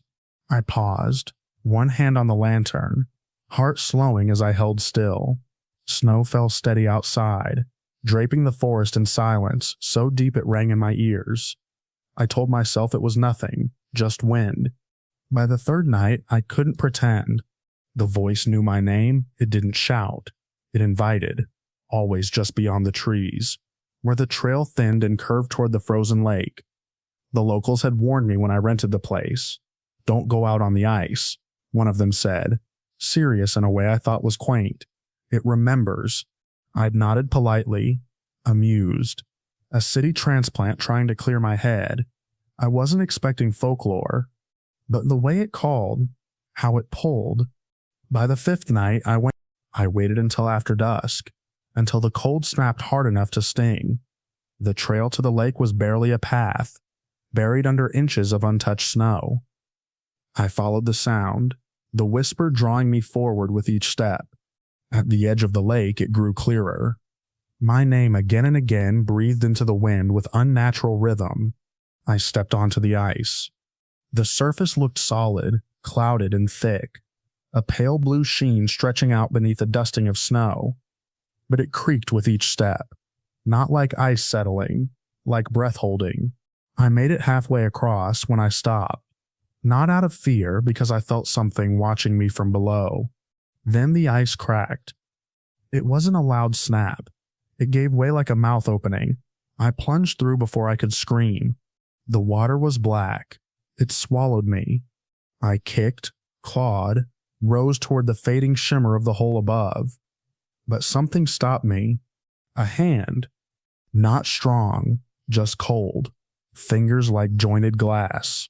It gripped my ankle, pulling slow, deliberate. Beneath me, shapes moved. Long-limbed. Human-like. Dozens. Not swimming. Drifting. Their eyes open. Unfocused, mouths slightly parted like they were waiting to speak. I thrashed, kicked free, broke the surface with a gasp. I don't remember dragging myself to shore. My clothes were frozen stiff by the time I stumbled back into the cabin, collapsing in front of the fire. My skin was blue. My ankle had finger-shaped bruises. That should have been the end of it. But I kept hearing it, not just at night. Every moment the world went quiet.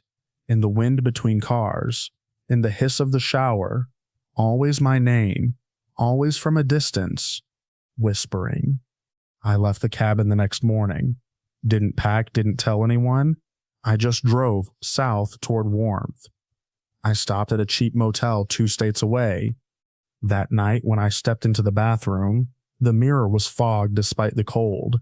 In the center was a clear space. 5 letters. My name. The whisper came again, this time inside the room. I don't live near water anymore. I moved to the desert, but last week I found a shallow puddle outside my front door, even though it hadn't rained in months. Frozen solid. This morning I heard it again, through the vent, behind the walls. It's still calling me.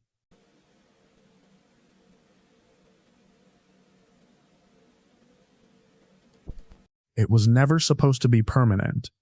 The cabin was a loan from a friend of a friend, empty since late autumn. Half a mile from the nearest plowed road, it sat in a shallow valley surrounded by pines that bent low under the weight of early winter snow. I arrived just before the second big storm of the season, and planned to stay a week, maybe 10 days, just long enough to clear my head, finish some writing, and remember what it felt like to be alone on purpose. The first few nights passed the way I'd hoped. Books by lantern light, firewood stacked high, nothing but the wind to distract me. But by the 4th day, cabin fever crept in. I took longer walks. Broke trail through the clearing behind the cabin. That was when I found the trunk. It was barely visible under the snow. Just a small hump, too symmetrical to be natural. I almost walked past it thinking it might be an old stump, but something made me stop. I swept the snow away with my gloved hands, revealing a metallic surface beneath the frost. Iron maybe, but dulled with age. The lid bore strange, looping etchings that looked too precise to be scratches but too random to be a language I knew. It had no lock, just a lip I could dig my fingers under. I hesitated, then pried it open. The cold that came out wasn't weather. It hit like a sudden vacuum. The warmth was pulled from my skin. My breath fogged and vanished in a second. Inside the trunk, darkness pulsed beneath layers of hoarfrost, and something whispered. Not words, just sound, a texture in the air, too sharp to be imagined, too subtle to place. I leaned in. That's when I saw it. Nestled in the center of the trunk, wrapped in threadbare cloth the color of dead leaves, was a figure, no taller than a child, skin the color of old wax. Its limbs were bent wrong, like it had been folded to fit. One arm curled over its chest, the other twisted behind its back. Ice had formed along its joints and mouth, but the eyes black, lidless, unmoving. I stumbled back, dropping the lid. It didn't close completely. A soft crack spread across the snow, a line of frost racing toward my boots. I ran. The cabin felt warmer than I remembered, but I still shook for hours after lighting the stove. I tried to tell myself it had been a corpse, someone's idea of a burial, a morbid relic from some forgotten ritual, but that didn't explain the cold or the way the frost kept spreading. By nightfall, it had reached the base of the nearest trees. I didn't sleep. I watched the window. Sometime after midnight, I heard it again, the whisper. But this time it was inside the cabin, not out loud in my mind. A flicker of syllables I didn't understand. Brushing the edge of language, I sat with my back to the door, axe across my lap, and waited for morning. It never fully came. The light stayed dim all day, like the sun had forgotten how to shine through the clouds. I packed. I tried the truck, but the battery was dead. I hadn't driven it in days. That night, the whispers grew clearer. Not in volume, in meaning. They weren't telling me to leave. They were asking me to listen. At one point, I opened the front door, just to see. The frost had reached the steps. Beyond it, the clearing was glazed with ice, and in the middle stood the trunk, open, empty. I closed the door and pushed the couch in front of it, and around 3 a.m, I heard tapping on the window. Not knuckles, fingernails. I didn't look. I couldn't. The sound came again. A pause, then a long, slow drag across the glass. I started a fire in the hearth, partly to stay warm, partly to feel like I could still control something. The whispers went quiet while I did. But when the flames died down, they came back. They didn't beg or threaten. They invited. By dawn, I gave up pretending I'd sleep again. I packed only what I needed and started walking. The frost was thicker than the day before, the trees silent and slick with ice. The air didn't move. Even the birds had vanished. When I reached the road, a snowplow passed by. Its driver startled to see me emerge from the forest. He took one look at my face and offered a ride without asking questions. I didn't go back. I stayed in a hotel 3 towns away, then crashed with an old roommate who didn't ask too many questions. Weeks passed. I tried to rebuild my days. Forget the trunk, forget the thing with the eyes. But the whisper didn't stay behind. It returned in quiet rooms, in the stillness between waking and sleep, when I walked alone at night. It spoke in dreams first. Then, while I was awake, always just beneath the noise of the world, it told me it remembered me, that it hadn't finished unfolding. 2 days ago, I woke to frost on the inside of my apartment window. Just a thin trace, like fingers had pressed against the glass from the outside. Last night, I found something else. A small symbol, scrawled in condensation on the bathroom mirror, the same kind that had been etched on the trunk. My hand shook as I wiped it away, but the glass stayed cold long after, and this morning I heard a thump behind the closet door. I know what it wants. It wasn't buried, it was waiting, and now that it's found me,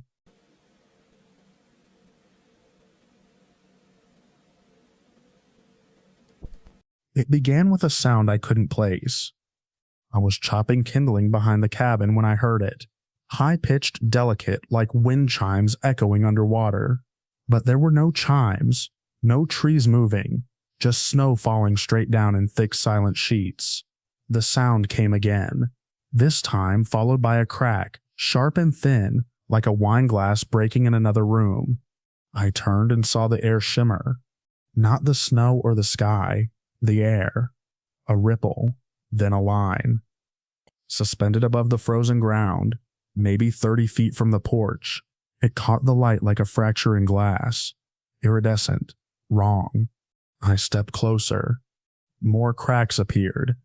Not in the ground, but in reality.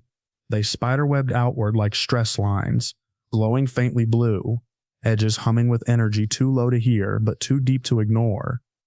Each one pulsed, slow and rhythmic, matching the beat of my heart until I wasn't sure which came first, my pulse or the hum. Then something came through. It didn't walk. It formed, extruded. Maybe from one of the largest fractures, a figure, towering, at least 8 feet tall, made of jagged crystal and opaque frost. Its limbs were uneven shards, some longer than others, bent at angles that defied anatomy. Where its face should have been, there was only a blank hollow, not smooth, not human, just a void. The air around it screamed, though the sound didn't reach my ears. It existed only in my bones. It tilted its head, or what passed for one. Then it spoke. Not a phrase, just one word. Impossible to describe, but I heard it as chosen. My body locked. Not with fear, something deeper, like gravity itself had changed. The fractures pulsed brighter, and suddenly they were everywhere. Dozens, then hundreds, spanning across the sky, the trees, the cabin walls, glowing seams of something ancient breaking open. And the cold. It wasn't weather, it was a presence. The kind of cold that remembered being warm once, and hated it. The figure moved toward me without steps. Space folded. Each shift in its form rippled the world around it. My breath stopped fogging. My heart slowed. Behind me, I heard the cabin groan. Not from the wind, from pressure. I turned just in time to see the roof buckle. The wood split not from rot or weight, but from a fracture in the air, slicing through its center like a glass blade. Inside, everything flickered, reality skipping like a scratched disc. 1 second the cabin stood whole. The next it was sharded, fragmented across a million mirrored planes. I saw myself repeated in the windows, staring back from dozens of angles I hadn't moved into. The entity reached out not to touch, but to include me. And I realized what it meant by chosen. The fractures weren't accidents. They were openings. Gateways. And I had seen too much.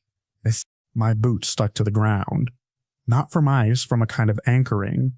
Like my presence was being rewritten into this new geometry. The landscape peeled.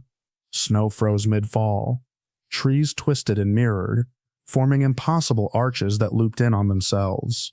Behind every reflection, a version of the world blinked and faded, none of them matching. I tried to scream, but sound curved inward. My voice died before leaving my throat. One of the fractures opened wider. The void behind it yawned with colorless depth. The figure stepped into it, and part of me followed. Not physically, but like a thread of thought had been pulled loose. I staggered backward, out of its immediate field. The hum dropped in pitch. For a moment, I was outside the current. Then the entire scene collapsed. The cabin imploded into shards of itself. Not splinters, facets, like it had always been made of crystal and had finally broken. The figure disappeared into the widening tear in the sky, leaving me standing in snow that now glittered with unnatural symmetry. The world reformed, slightly off. Trees grew at wrong angles. My shadow pointed north at midnight. The stars overhead pulsed like eyes behind frosted glass. I left that place, hiked back through miles of bent forest and shifting drifts. Made it to the road, found people. Their voices helped. The light helped. But I haven't gone back. I can't. Because every mirror since then, every window, every puddle, shows cracks where there should be none. And sometimes when the world goes quiet, I hear the hum return, a whisper in glass, calling me back.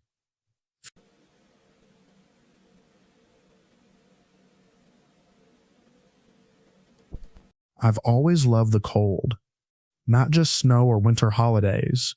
I mean the isolation of winter, the hush that falls after a storm, the clean emptiness of a frozen lake, the way the world feels paused. That's why I went to the cabin. Alone, miles from the nearest town high in the mountains, perched beside a wide frozen lake the locals didn't name on any map. They called it deep and still. That's all they said. I didn't ask more. I liked the stillness. The first week passed in silence. Then, one morning after snowfall, I stood at the edge of the lake, watching the sky reflect off the ice. It was glass smooth, flawless. I knelt to get a better look and saw my reflection staring back, but it was smiling. I wasn't. The smile was faint, not a grin, just the edges of the mouth, lifted in a way that didn't match my expression. I blinked, leaned closer. It blinked too, perfectly in time.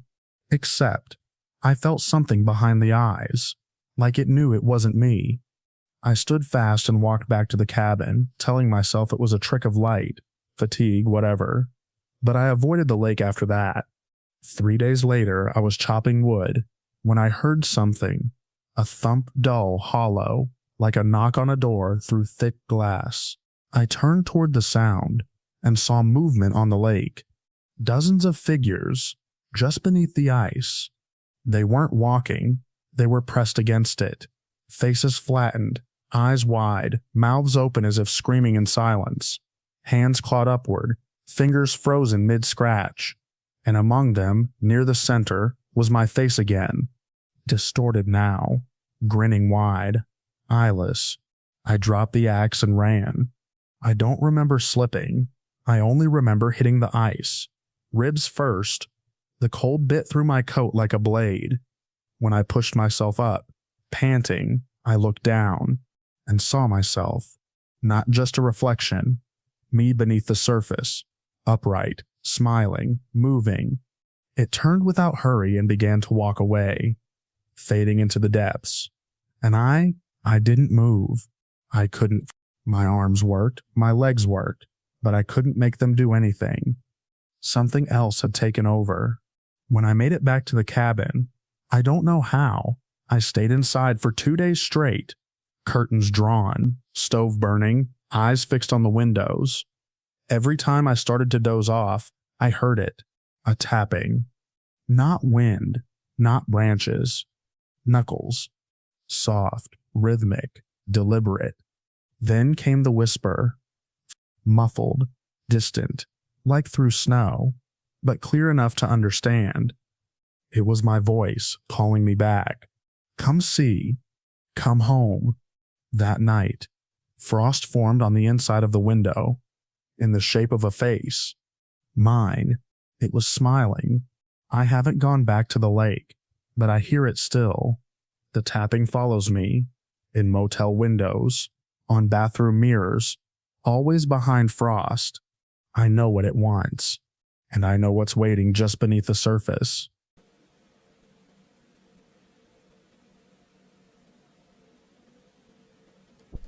I went to the cabin because I wanted the kind of quiet you can feel in your bones. Real quiet, the kind that settles over you when the closest road is miles away, and the only thing moving outside is snow blown off the pines. I'd rented the place before, years earlier, and I remembered its simple layout. One room in front, a short hall, 2 small bedrooms, and a back wall that pressed right up against a slope of rock. Nothing complicated. Nothing that should change. The storm had already closed in by the time I arrived. It wasn't dangerous yet, but the wind had a weight to it, like it had been carrying the cold for a long time and finally found somewhere to drop it. I spent the first stretch hauling in supplies, drying out my gloves by the stove, and trying to pretend the growing noise outside didn't bother me. It was supposed to be a long weekend, and I planned to fill it with nothing but sleep, reading, and the slow thaw that comes from being alone after months of crowded offices and ringing phones. It was only when I walked the short hallway that night, heading for the back bedroom, that I realized something was off. At first it felt like the lights were playing tricks on me. The glow of the single bulb overhead was shaky, the kind of flicker you'd expect in an old cabin drawing power from a generator out behind the shed. But it wasn't the light that made me stop. It was the shape at the end of the hall. A door. Not the bedroom door, not a closet, a full wooden door with a brass knob, set into a frame that hadn't existed the last time I'd visited. The paint matched the rest of the cabin, but the wall around it looked wrong, as if someone had cut out a section and rebuilt it slightly crooked. The grain of the wood didn't match. The boards ran in the wrong direction. I stood there longer than I should have. My first thought was that I had misremembered the layout. Maybe this place had always had some small back exit I'd forgotten. But memory doesn't shift like that. Not all at once. Not with something so large. The storm hit the walls hard enough to make the windows vibrate. Snow scratched at the glass like handfuls of salt. The temperature dropped as if a draft had opened somewhere close, even though all the windows were shut tight. For a moment, the cabin felt like it had exhaled. Curiosity pulled me forward. I've always had that problem. When something doesn't make sense, it becomes impossible for me to leave it alone. I reached out and touched the knob. It was cold enough to bite at my fingers. I opened the door. The blast of air that hit me was sharp enough to sting my eyes. It wasn't like stepping onto a porch or into a yard. It was like opening a hatch on a plane flying through a blizzard. Snow whipped sideways in a blinding rush. I had to turn my head away to breathe. The door should have revealed the rock wall behind the cabin. I should have been staring at rough stone and patches of frozen moss. Instead, I saw nothing but storm, a rolling, swirling wall of white and gray, moving as if it had no direction, only depth. I shut the door fast. The knob left a ring of cold on my palm. I backed away, breathing too hard, trying to make sense of what I'd seen. I checked the windows, walked through the other rooms, opened every door I could find, just to anchor myself in the actual shape of the place. Everything else was exactly where it should be. Only that one door was wrong. I told myself I'd check again in the morning. That storms distort things. That night makes simple structures feel strange. But the noise outside grew heavier. I could hear the pitch of the wind rising, folding into itself like something was circling the cabin at uneven intervals. Every time it passed the back wall, the impossible door rattled in its frame. Sleep didn't come easily. When it did, it broke apart fast. I woke up hearing voices. At first they were faint, buried under the sound of the storm, a low mix of tones I couldn't separate. Then one rose above the others, thin, stretched, warbling in a way that didn't sound exactly human. Another voice followed, and another. They didn't overlap so much as echo each other, repeating fragments that didn't form full sentences. I sat up. The voices were coming from the hallway. The storm outside had quieted just enough that I could tell the sound wasn't wind. I heard my own name in one of the echoes. Then a second version of it, blurred at the ends. It felt like someone was playing back a recording at the wrong speed. I stepped into the hall with the kind of caution you use when you're not sure the floor is going to hold your weight. The door was there at the end, just as solid and wrong as before. The voices were leaking from its edges, as if the storm inside the frame were speaking. I stood in front of it again, staring at the small gap beneath the door where cold air seeped out like a slow breath. The wood around the frame was trembling. Something tapped once from the other side. I reached for the knob. When I opened the door this time, the storm was silent, Snow hung in the air outside, suspended in mid-fall. Each flake was twisted in motion, but fixed in place. The wind didn't move. The trees didn't bend. The cold that hit me wasn't a rush, but a steady, unchanging wall. The voices were clearer here. They didn't seem to come from any direction. They seemed to come from everywhere above me, behind me, inside the air itself. Some sounded like distant strangers. Some sounded like me. Step outside. One of the echoes said in a tone I recognized but had never spoken in my life. I held onto the doorknob because it felt like the only real thing left. The surface of it burned with cold. When I breathed, my breath didn't move forward. It stayed in front of me, suspended like the snow. The door began to pull away from me. Not physically, not with force, but the frame seemed to drift backward, as if the world inside the cabin were sliding away. I stepped forward instinctively, trying to keep my footing. My boot touched the frozen snow at the threshold. The entire storm shifted around me without moving. Shadows slid through the suspended flakes, long, thin shapes that curved at the edges. They glided in slow arcs, circling as if they were considering me. None had features I could make out, only outlines darker than the frozen air. When I turned to pull the door shut again, the cabin was gone. There was only the frame standing free in the snow, a simple rectangle of wood with nothing on the other side. No wall, no hallway, no glow of the single bulb. The frame tilted, sagged, and folded down into the snow without a sound. I tried to run back toward where the cabin should have been, but the ground didn't behave like ground. My boots made no prints. The snow stayed fixed in midair, letting me move through it but not disturbing its shape.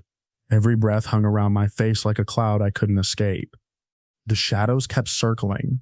Their movement was steady, unhurried. Every so often, one would glide close enough that I could feel a change in the air, not warmer or colder, just different, like pressure shifting before a storm breaks. They didn't touch me. They only passed by, examining the space I took up. My own voice echoed again, stretched thin. It asked a question I didn't understand. A second voice repeated it. A third fractured the last word until it was only sound. I walked for what felt like hours, though time didn't behave normally there. The sky never brightened. The storm never moved. Nothing aged. Nothing changed. The only motion came from the shadows, and my own steps pushing through the frozen air. Eventually, I stopped trying to track direction. There was no horizon, only the endless white. I stopped calling for help because the echoes turned my own voice back toward me in ways that felt wrong, as if each version had been strained through another layer of ice. I tried closing my eyes, hoping when I opened them again the cabin would be there, that the frame would return, that I'd see even a sliver of wood or the outline of a familiar wall. But every time I opened them, the world was the same: suspended snow, drifting shadows, and the sense that the storm itself was waiting. I don't know how long I've been here. Time slips. The cold doesn't numb or kill. It just settles deeper, becoming part of everything. I walk because stopping feels like giving the place permission to take whatever part of me still belongs to the world I left. Eventually, the shadow stopped circling and began keeping pace with me, gliding alongside at a distance. They don't interact. They don't touch. They only watch, as if I'm the anomaly in their world. Sometimes I hear the faintest creak of a door far behind me, but when I turn, there is nothing but the same endless frozen air. I keep walking toward the sound anyway, every time because it's the only thing that reminds me there once was a way back. The snowflakes hang around me, each one locked in its pattern. The cold presses against my skin without changing. The shadows glide at the edges of my vision. Unhurried, patient. I keep moving because the alternative is to become as still as the storm itself. Some nights, if nights even exist here, I think I hear the cabin settling, the stove rattling, the hall bulb humming. The echoes twist those sounds into something stretched and distant.